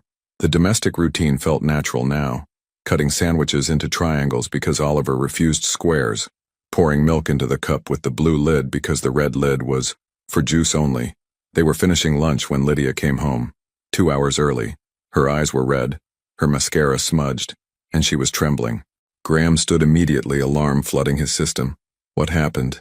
Lydia looked at Oliver, then at Graham, and something in her face cracked. I need to talk to you. Alone. Just for a minute. Graham's mind raced through catastrophes. Her father, a lawsuit, immigration issues, medical problems. He settled Oliver in front of his favorite show, a concession Lydia only allowed in emergencies, and followed her into the tiny bedroom. Lydia sat on the edge of her bed, hands clasped so tightly her knuckles were white. Graham remained standing, giving her space, waiting. I lost my job, she said finally. Both jobs. Evan had to let me go. Graham's confusion must have shown because Lydia continued, her voice hollow. Someone called him, told him I was an unfit mother, that I was under investigation for neglect, that employing me put his restaurant at risk of liability issues. She laughed, but it came out broken. It was all lies. Complete fabrication. But Evan has investors, insurance policies, a reputation to protect. He didn't want to let me go, but your father. Graham didn't need to make it a question. He called last night, said I had 1 week to reconsider his custody offer. That if I refused, he'd make sure I couldn't provide for Oliver at all. I thought he was bluffing. Tears spilled over, tracking through what remained of her makeup. I can't fight him, Graham. I can't afford lawyers. I can't afford anything. The rent is due in 2 weeks and I have $43 in my account. She was spiraling, the words coming faster, her breathing shallow and panicked. My car needs registration, but I can't pay it, so I can't legally drive it. But I need it to get to job interviews, but I can't get job interviews because he's poisoned my reputation, and the daycare needs payment, and Oliver needs new shoes, and I can't. Breathe, Graham said, sitting beside her but not touching. Lydia, breathe. Don't tell me to breathe. Her voice cracked. Don't tell me it'll be okay or that we'll figure it out or any of those meaningless platitudes. I'm drowning, Graham. I'm actually drowning, and my father is holding my head underwater until I agree to give him my son. Then we fight him. With what? Your good intentions? He has unlimited resources, and I have $43. You have me. Graham finally reached for her hand. Lydia, you have me, and I have had $30 million in company equity. Even after the divorce, even after taxes, that's enough to fight him. Enough to bury him in legal fees until he gets tired of playing games. Lydia pulled her hand away. I don't want your money. I'm not offering you money. I'm offering to protect Oliver. That's different. Is it? Lydia's eyes flashed. Or is this just another way for you to swoop in and fix things? To be the hero? You lost your company today, Graham. I saw the article. Don't think I don't know what you're doing. Replacing one identity with another. CEO to savior. The accusation stung because it held a grain of truth, but only a grain. You're right, Graham said quietly. I lost the company. Got voted out this morning. And you want to know how I felt? Lydia waited, her jaw tight. Relieved. Because it meant I could pick up Oliver on time. Could be here when you needed me. Could stop pretending that board meetings mattered more than breakfast. Graham kept his voice steady. I'm not trying to be your hero. I'm trying to be Oliver's father. And fathers protect their children from predators, even when those predators are grandparents in expensive suits. I can't let you. Let me? Graham felt his own frustration rising. This isn't about permission, Lydia. Your father threatened our son. Threatened to systematically destroy your ability to provide for him, so you'd have no choice but to surrender custody. That's not a situation where pride gets a vote. So what? I just let you pay for everything? Let you fix all my problems while I stand here helpless?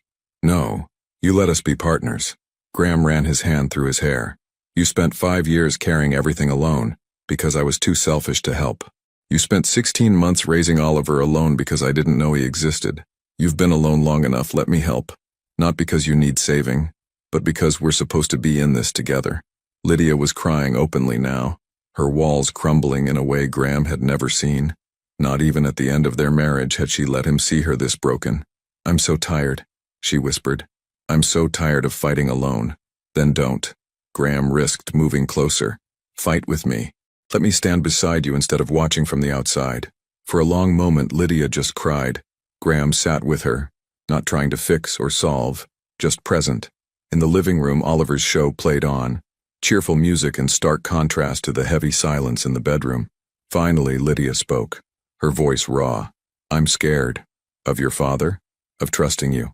She looked at him then, and Graham saw all the history in her eyes, the disappointment, the abandonment, the years of being let down. I'm scared you'll prove I was right to leave. That 3 weeks of playing daddy doesn't erase 5 years of choosing your dreams over your family. That the second things get hard or inconvenient, you'll remember why you left me drowning in the first place. Graham wanted to argue, wanted to list all the ways he'd changed, all the evidence he'd accumulated. But he understood now that words meant nothing. Only time did. Only consistency. I can't make you trust me, he said instead. But I can keep showing up, every day, even when it's hard.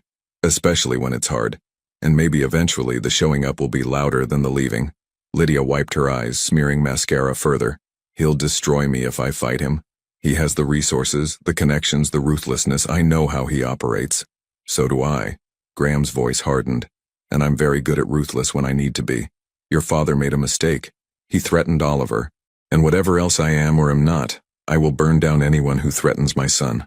Something shifted in Lydia's expression. Not trust exactly, but maybe the beginning of belief. Evan's willing to testify, she said quietly. About the phone call, about the lies, he's furious. Good. We'll need that. Graham pulled out his phone. I know lawyers. Real lawyers, not the corporate types. People who specialize in fighting exactly this kind of manipulation. Let me make some calls. Graham, let me do this, Lydia. Please. Not because you're weak or incapable, but because you don't have to fight alone anymore.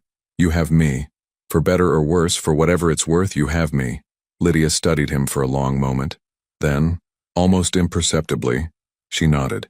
It wasn't forgiveness, it wasn't reconciliation, but it was partnership, tentative and fragile, but real. From the living room, Oliver called out, Mama, Daddy, where you go?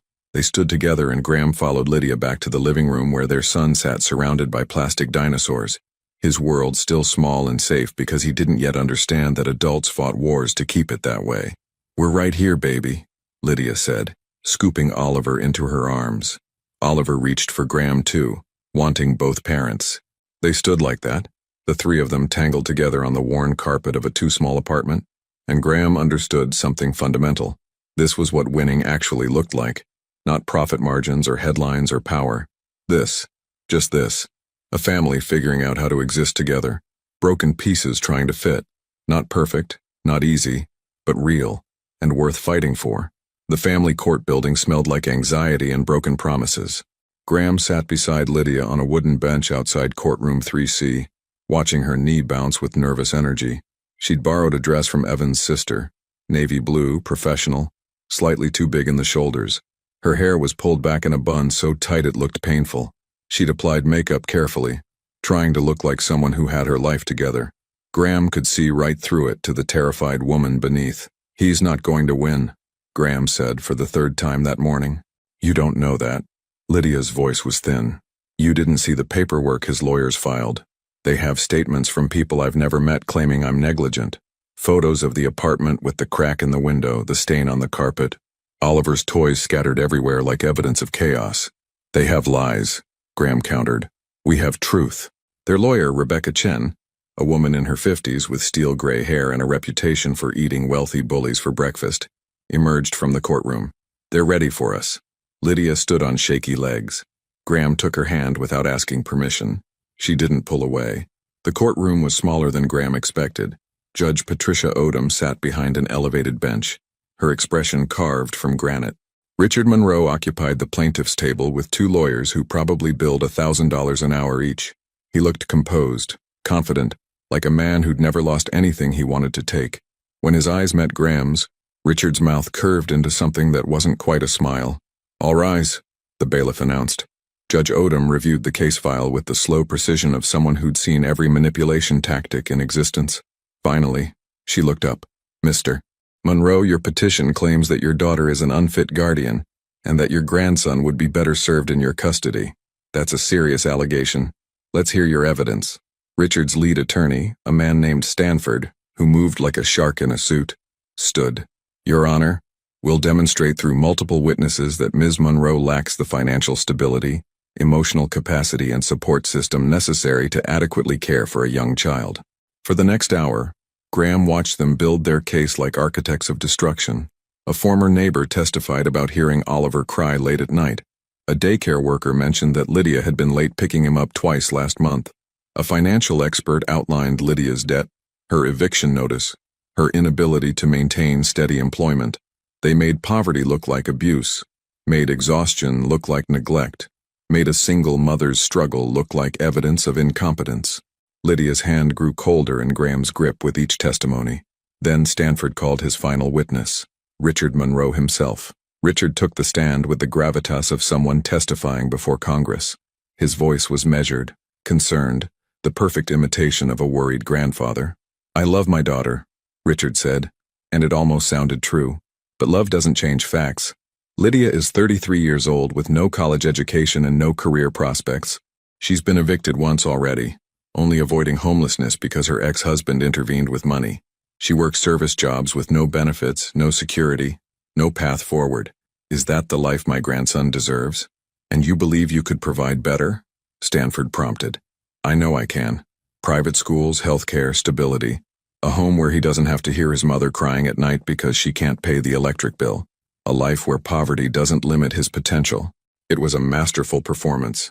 reasonable, concerned, cloaked in the language of Oliver's best interests while really being about control. Rebecca stood for cross-examination, and Graham saw why she commanded such steep fees. Mr. Monroe, when did you last see your daughter before the hospital on Christmas Eve? Richard hesitated just for a second. It had been some years. How many years? 7. 7 years. And in those 7 years, did you ever call her? Write to her? Send birthday cards? Attempt contact in any way? Our relationship was complicated. That's a no then. Rebecca's voice was surgical. In fact, you cut your daughter off completely when she married Mr. Holloway against your wishes, correct? I had concerns about her choices. You disowned her. Rebecca let that hang. For 7 years you made no effort to contact your daughter. You didn't know she was pregnant.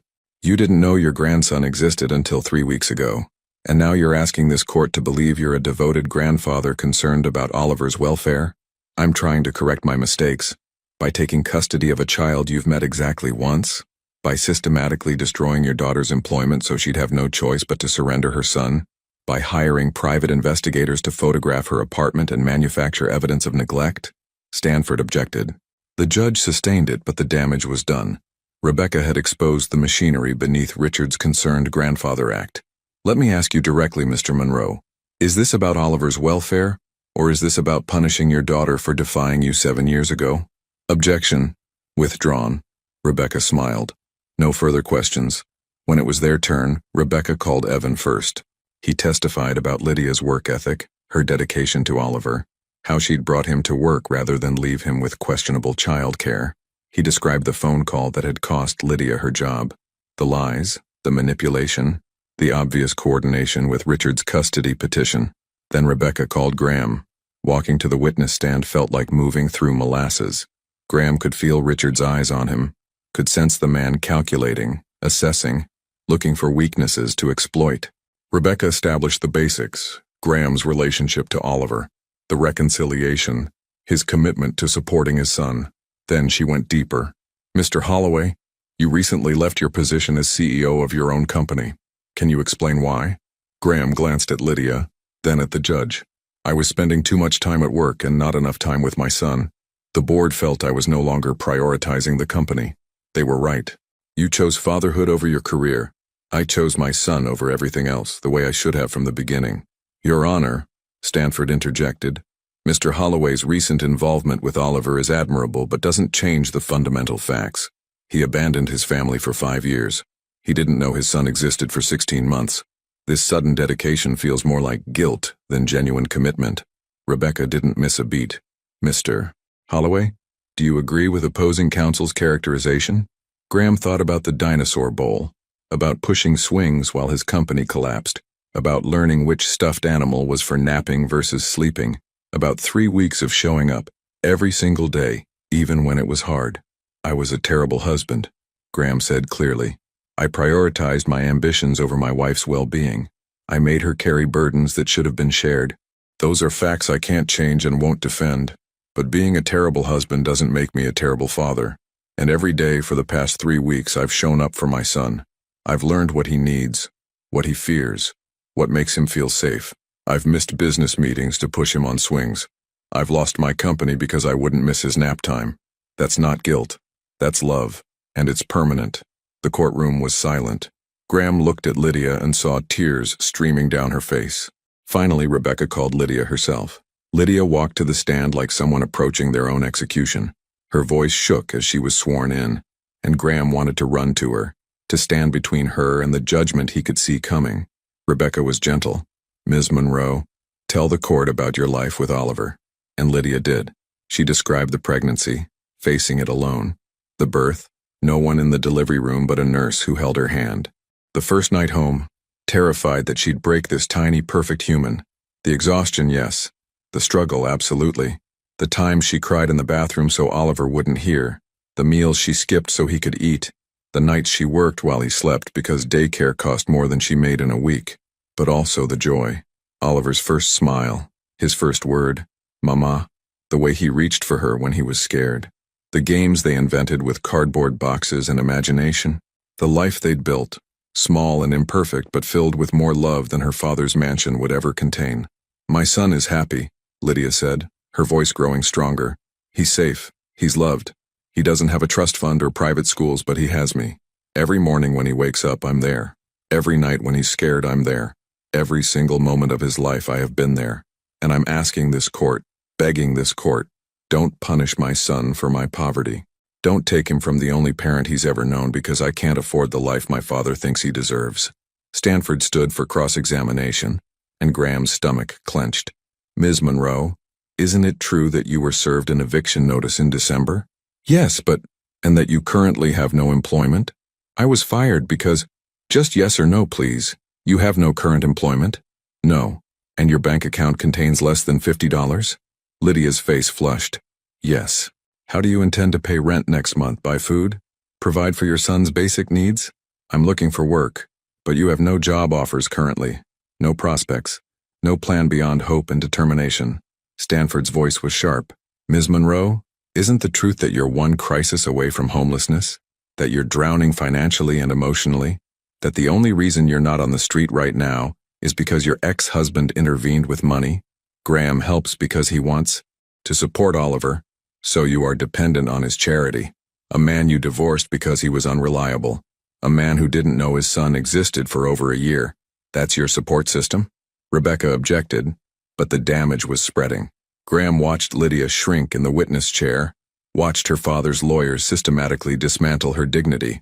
Your Honor, Stanford concluded, the facts are clear. Ms. Monroe is well-intentioned but incapable of providing adequate care. My client offers Oliver opportunities his mother simply cannot match. This isn't about punishment. It's about what's best for the child. Judge Odom reviewed her notes, her expression unreadable. Graham felt time slow down, felt the weight of the moment pressing down on all of them. I'll take a 30-minute recess, the judge announced. Then I'll deliver my ruling. The courtroom emptied, but Graham and Lydia remained seated, frozen. I'm going to lose him, Lydia whispered. Oh God, Graham, I'm going to lose him. No, you heard them. You saw the judge's face. She thinks I'm unfit. She thinks my father's right. Lydia was spiraling, her breathing rapid and shallow.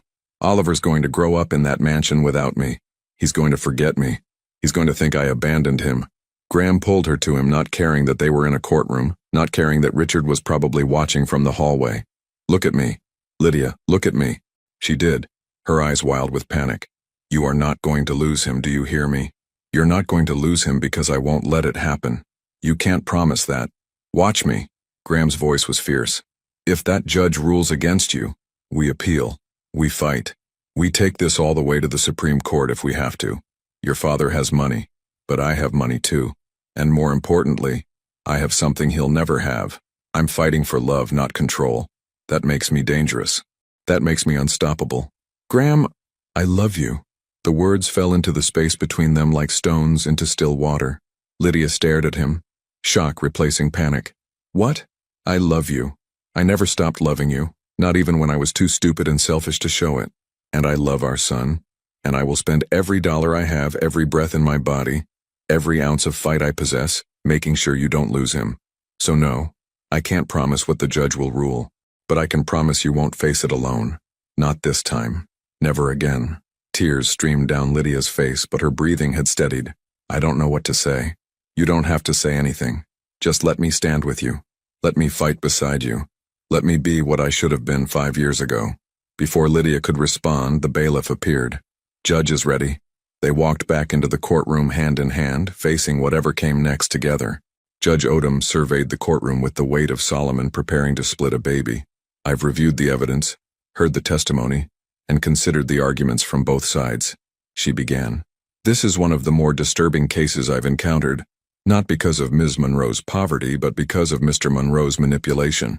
Richard's face remained impassive, but Graham saw his jaw tighten.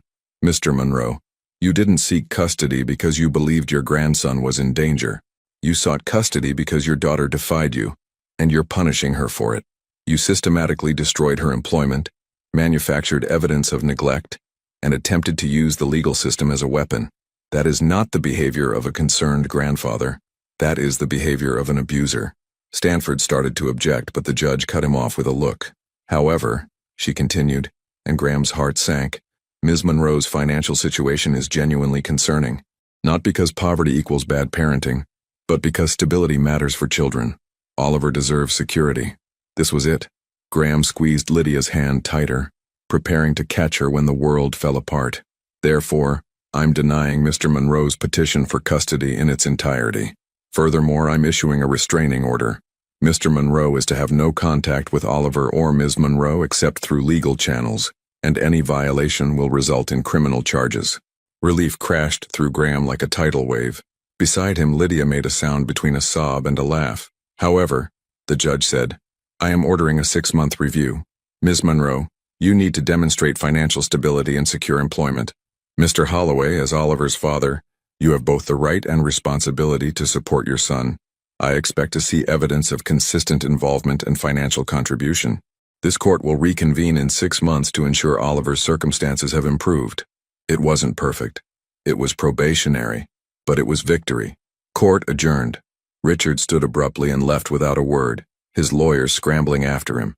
Graham didn't watch him go.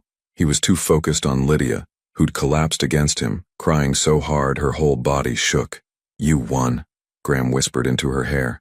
You kept him. He's yours. Ours, Lydia corrected, looking up at him with red, swollen eyes. He's ours.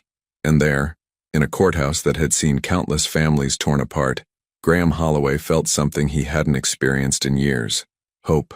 6 months later, Graham stood in the doorway of what used to be his downtown penthouse and felt absolutely nothing. The real estate agent, a woman named Michelle with an aggressively cheerful demeanor, gestured expansively at the floor-to-ceiling windows.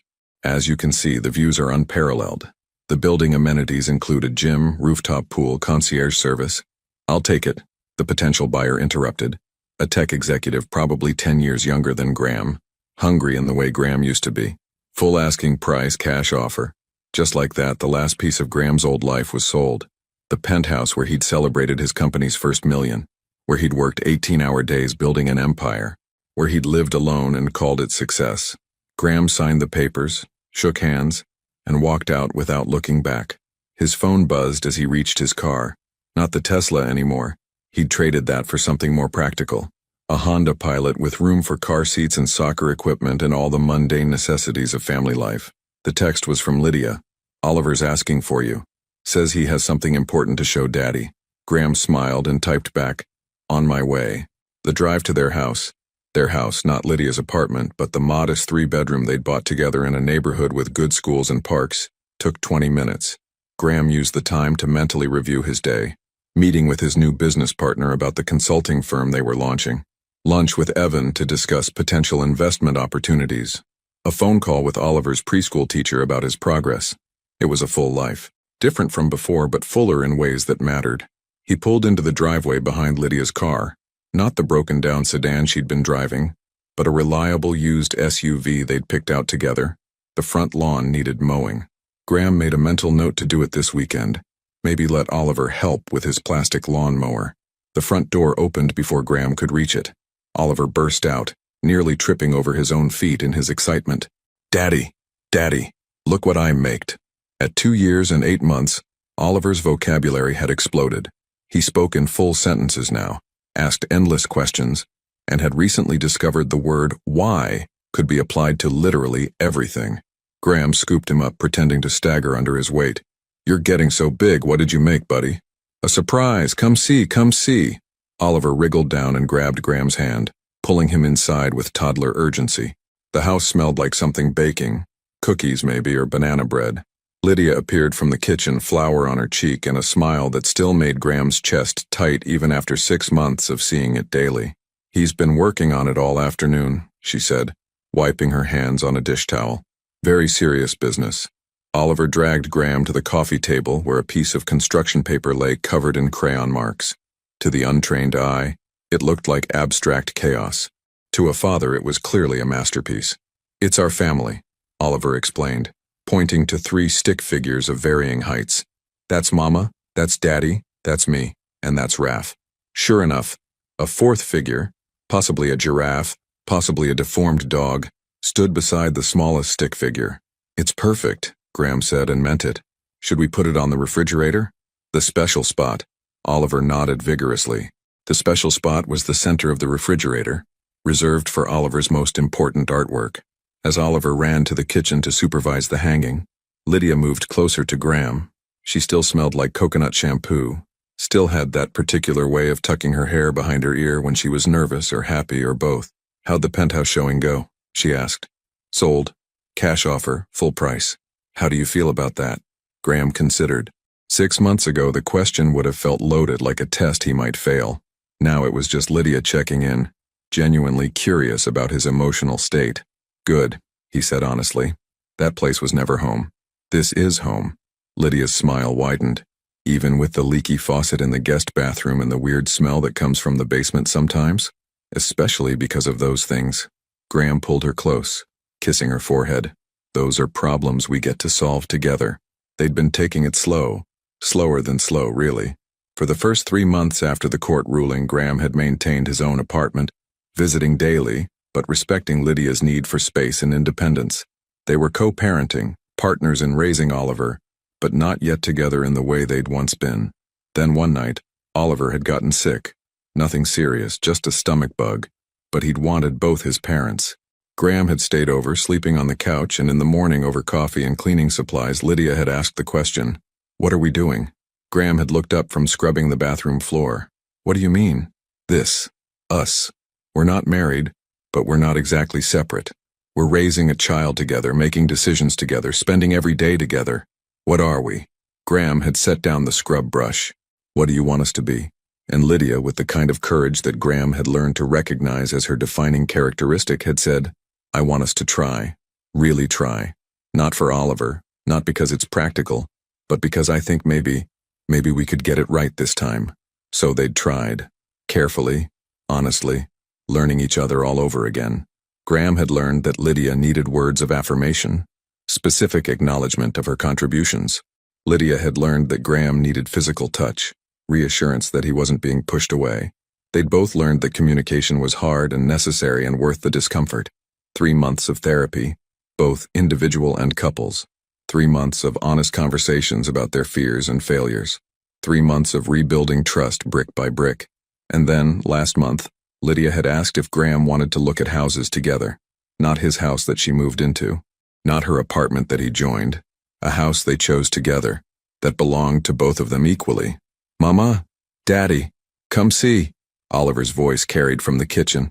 "It's perfect." They found him standing on a chair, admiring his artwork now magnetically attached to the refrigerator's center spot. His face glowed with pride. "It's beautiful, baby," Lydia said, steadying the chair. "We're all together," Oliver observed, pointing at the stick figures. "Like a real family." Graham and Lydia exchanged a look over their son's head. Like a real family. Because to Oliver, this was normal. This was how things had always been. 2 parents who showed up, who loved him, who worked together. He didn't remember the apartment where he and his mother had lived alone. Didn't understand that families could be broken before they were healed. The oven timer beeped. "Cookies!" Oliver scrambled down from the chair and ran to watch Lydia pull a tray from the oven. "Can I have one now? Please, please, please." "They're too hot," Lydia explained. "But if you wait 5 minutes, you can have 2. 5 minutes is forever." Oliver groaned with the melodrama of a toddler, for whom 5 minutes was indeed an eternity. "Tell you what," Graham said. "Why don't we read a book while we wait? You pick." Oliver's face brightened. He ran to his room and returned with The Very Hungry Caterpillar, a book they'd read approximately 8,000 times. They settled on the couch, Graham on one end, Oliver in the middle, Lydia on the other end with her feet tucked under her. This was their evening routine now. Reading, cookies, bath time, bed, the mundane rhythm of family life. As Graham read about a caterpillar eating through various foods, Oliver leaned against him, thumb creeping toward his mouth, a habit they were trying to break, but that appeared in moments of contentment. Lydia watched them, her expression soft, and Graham felt the weight of the moment. This was what he'd almost destroyed. This perfect, ordinary evening. This little boy who trusted him completely. This woman who'd given him a second chance he absolutely hadn't deserved. And he built a cocoon around himself, Graham read, his voice thick with emotion he tried to hide. "And then he's a butterfly," Oliver added, having heard this story enough times to anticipate the ending. "A beautiful butterfly." "That's right." Graham turned the page to reveal the butterfly's spread wings vibrant against the white page. "Things can change," Oliver said seriously. with that strange wisdom children sometimes possessed. Even caterpillars. Lydia's eyes met Graham's over Oliver's head, and he saw the same thought reflected there. Even caterpillars. Even people. Even failed marriages and absent fathers and broken families. Everything could transform if given enough time and the right conditions. After cookies and bath time, Graham read 3 more books. Their nightly negotiation had settled on 3 as the magic number, and Oliver finally consented to sleep. Graham tucked him in, made sure Raph and the elephant were in their proper positions, and turned on the nightlight that projected stars across the ceiling. "Daddy?" Oliver's voice was sleepy but insistent. "Yeah, buddy? You'll be here in the morning?" The question appeared every few nights. That lingering anxiety that had nothing to do with Oliver's conscious memory, and everything to do with the first 16 months of his life when Daddy had been an abstract concept rather than a present reality. "I'll be here in the morning," Graham promised, as he did every time. "I'll be here every morning. That's what daddies do." "Okay." Oliver's eyes drifted closed. "Love you. Love you too." Graham found Lydia in the kitchen cleaning up from dinner. He grabbed a dish towel and started drying without asking. Another routine they'd fallen into. Comfortable silence stretched between them. Not the tense, avoiding silence of their failing marriage, but the peaceful silence of 2 people who didn't need to fill every moment with words. "The 6-month review is next week," Lydia said finally, placing a clean plate in the cabinet. "I know." Graham dried a glass carefully. "Are you nervous?" "A little. What if—" She stopped, reconsidered. "What if they think we're moving too fast? Living together, buying a house. What if the judge thinks we're not stable?" Graham set down the glass and turned to face her. "We have joint bank accounts. Both our names on the mortgage. I have a stable consulting business. You're enrolled in online college courses and working part-time at Evans on your own terms, not out of desperation. Oliver is thriving in preschool. We've been in couples therapy for 6 months. We have documentation of every single thing the judge asked us to establish. But what if it's not enough? Then we'll deal with it. Together." Graham pulled her close. "But Lydia, I think it will be enough. Because we're not faking stability. We actually have it. We built it. Together." Lydia relaxed against him. "When did you become the optimistic one?" "When I had something worth being optimistic about." He kissed the top of her head. "You know what I realized today?" "What?" "When I sold the penthouse, when I signed those papers, I didn't feel loss. I felt relief, because that place represented everything I thought I wanted. Success, wealth, status. And it was empty. Literally and figuratively empty." Graham pulled back to look at her. "This house, with its leaky faucet and weird basement smell, with its crayon masterpieces and dinosaur bowls, this is full. This is what success actually looks like." Tears welled in Lydia's eyes. "Graham, I need to say something. Something I should have said 6 months ago, but I wasn't sure you were ready to hear." He took her hands. "I love you. Not the memory of you. Not the idea of you. Not because we have a son together. I love you. The you who's stronger than anyone I've ever met. The you who survived your father and a terrible marriage and single motherhood and came out the other side still capable of trust. The you who gets flour on your face when you bake and who falls asleep during movies and who has very strong opinions about which bowl Oliver eats cereal from. The dinosaur bowl," Lydia said through tears and laughter. "It's important. It's very important." Graham's own voice was unsteady. "And I know I don't deserve another chance. I know I can't erase the 5 years I failed you or the 16 months I missed. But I'm asking anyway. Not to go back to what we were, because that didn't work, but to move forward into what we could be. As partners, as a family, as 2 people who learned from their mistakes and chose each other anyway."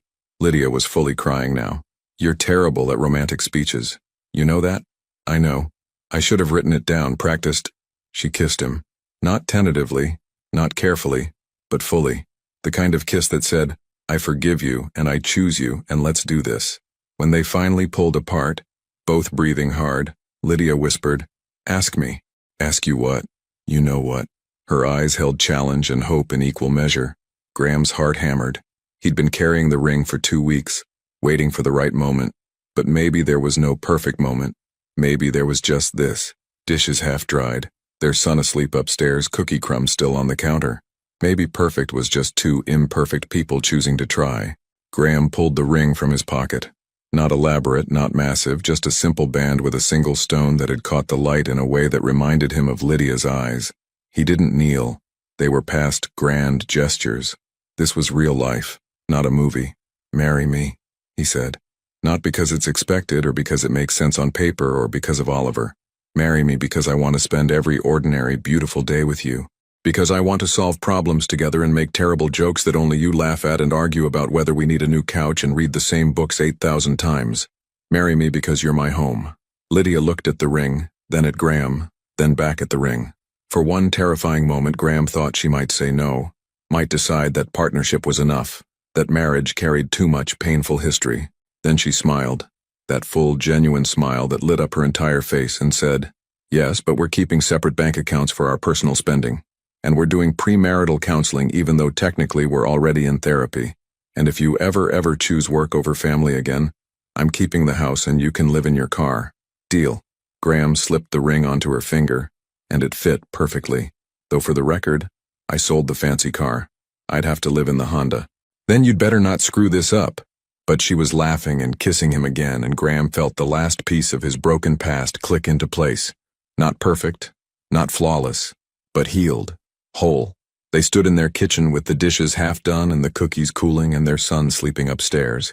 And Graham understood something he'd been too young and stupid to understand the first time. Love wasn't about grand gestures or passionate declarations. It was about showing up, every single day, even when it was hard, especially when it was hard. It was about choosing each other in 1,000 tiny ways, loading the dishwasher, folding laundry, making banana pancakes, sitting through another reading of The Very Hungry Caterpillar. It was about transformation. Not sudden dramatic change, but the slow metamorphosis of two broken people learning to be whole together. From upstairs, Oliver's voice called out, "Daddy, Mama, need water." Lydia laughed. "That's the third time tonight. He doesn't need water. He just wants to make sure we're still here." "I'll go," Graham said. "We'll both go." Lydia took his hand. "That's how this works now, remember? Together. Together."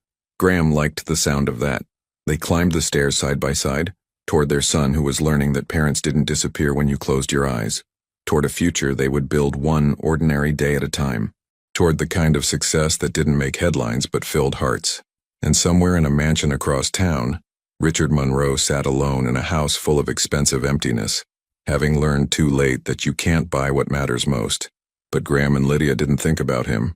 They were too busy tucking in a toddler, refilling a water cup that would go untouched, checking that stuffed animals were properly positioned.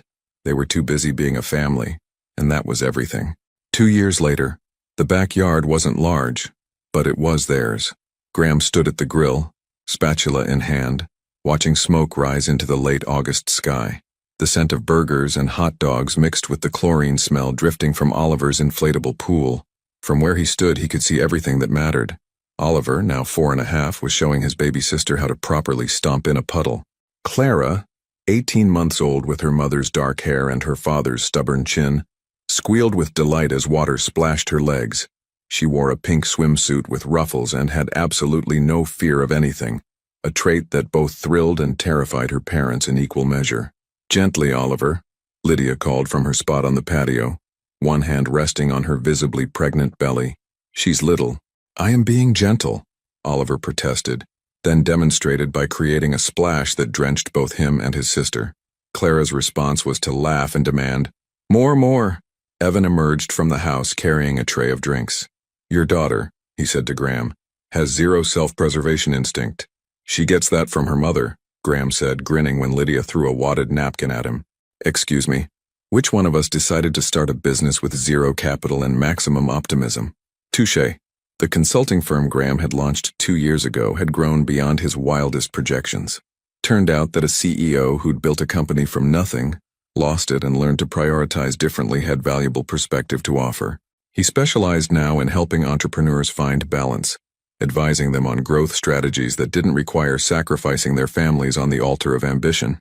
It was meaningful work that paid well, but didn't consume him. Work he could walk away from at 5 p.m. to be present for dinner and bedtime and the million small moments that made up a life. Lydia had graduated with her associate degree in early childhood education last spring. She was halfway through her bachelor's now, taking classes online while Clara napped. She also worked part-time at Oliver's preschool, not because they needed the money, but because she loved it. Because she'd finally gotten to choose her path instead of having survival choose it for her. They weren't wealthy by Graham's old standards. The house was modest. They drove practical cars. Vacations were camping trips, not European getaways. But they had enough. More than enough. They had each other. "Daddy, watch this," Oliver called, then proceeded to do a belly flop into 6 inches of water. He emerged triumphant, water streaming down his face. "Did you see? Very impressive, buddy. Olympic-level belly flop." "What's Olympic?" "I'll explain later. Food's almost ready." Evan helped Lydia stand. She was 7 months pregnant with their third, another boy they'd already decided to name James. And they all gathered around the picnic table Graham had built last summer. It was slightly crooked, the wood stain uneven, but it was sturdy and it held their family. As they ate, Graham watched the easy conversation flow, Evan telling stories about the restaurant's new chef, Lydia describing Clara's pediatrician appointment, Oliver explaining in elaborate detail the social dynamics of his preschool class, Clara banging her sippy cup and shouting, "More ketchup," every 30 seconds. This was happiness, not the glossy Instagram version, the real version, messy and loud and perfectly imperfect. After dinner, after Clara and Oliver had been bathed and pajamaed, after stories had been read and nightlights turned on, Graham and Lydia finally collapsed onto their bed.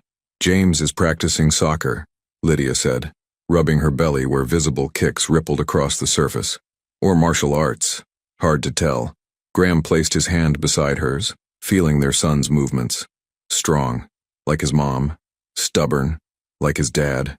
But she was smiling.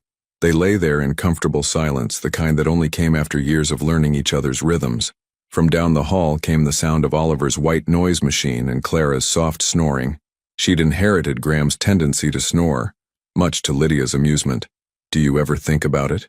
Lydia asked quietly. "The life you had before?" Graham considered. The penthouse, the company, the headlines and the board meetings and the relentless drive to prove his worth through achievement. "Sometimes," he admitted, "but not the way you might think. I don't miss it.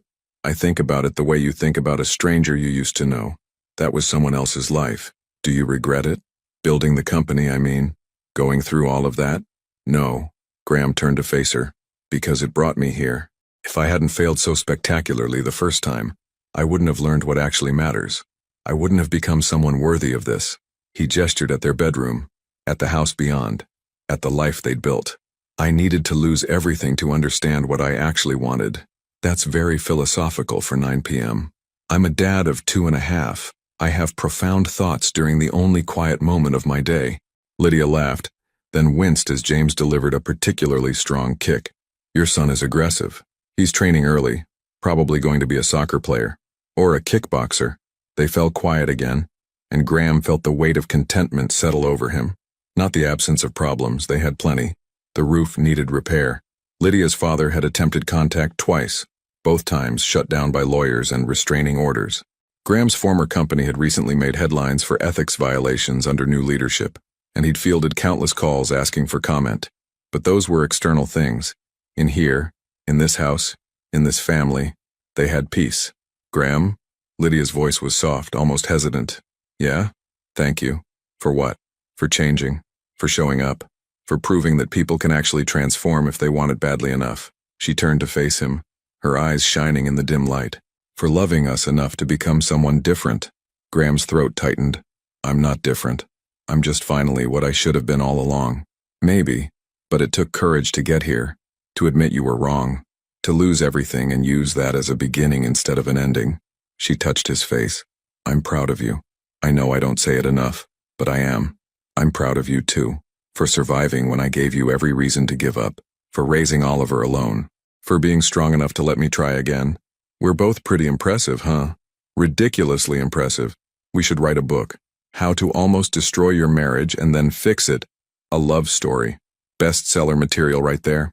They kissed, soft and familiar, the kind of kiss that came from years of practice and genuine affection. Then Lydia yawned hugely, and Graham pulled her close, adjusting pillows to support her belly. "Get some sleep," he murmured. "James will probably wake you up at 3 a.m. with his kickboxing practice." Probably. But she was already drifting off, her breathing evening out into the rhythm of sleep. Graham lay awake a while longer, listening to his family. Clara's snoring. Oliver's occasional sleepy murmur, Lydia's breathing, the house settling around them with creaks and groans that were becoming familiar as home. He thought about the man he'd been, driven, ambitious, so focused on the destination that he'd missed the journey entirely. That man had achieved everything he'd set out to achieve and ended up empty. This man, the one who changed diapers and made dinosaur-shaped pancakes and knew which stuffed animal was for napping versus sleeping, had achieved nothing the world would write articles about. But he had everything that mattered. Graham's last thought before sleep took him was simple. Success isn't about what you build. It's about who you become in the building. And he'd finally become someone worth being. Final reflection. Sometimes the greatest victories come disguised as failures. Sometimes losing everything is the only way to discover what you actually needed. Sometimes the person you hurt most becomes the person who teaches you what love really means. If you could go back and change one decision that cost you everything, but that mistake led you to discover what truly matters, would you still change it? Or would you accept that some lessons can only be learned through loss? Your participation means a lot to the channel. Please share your thoughts in the comments. Thank you for watching. If you enjoyed the story, please subscribe to our channel and leave a comment below letting us know what you thought. Your feedback and support mean a lot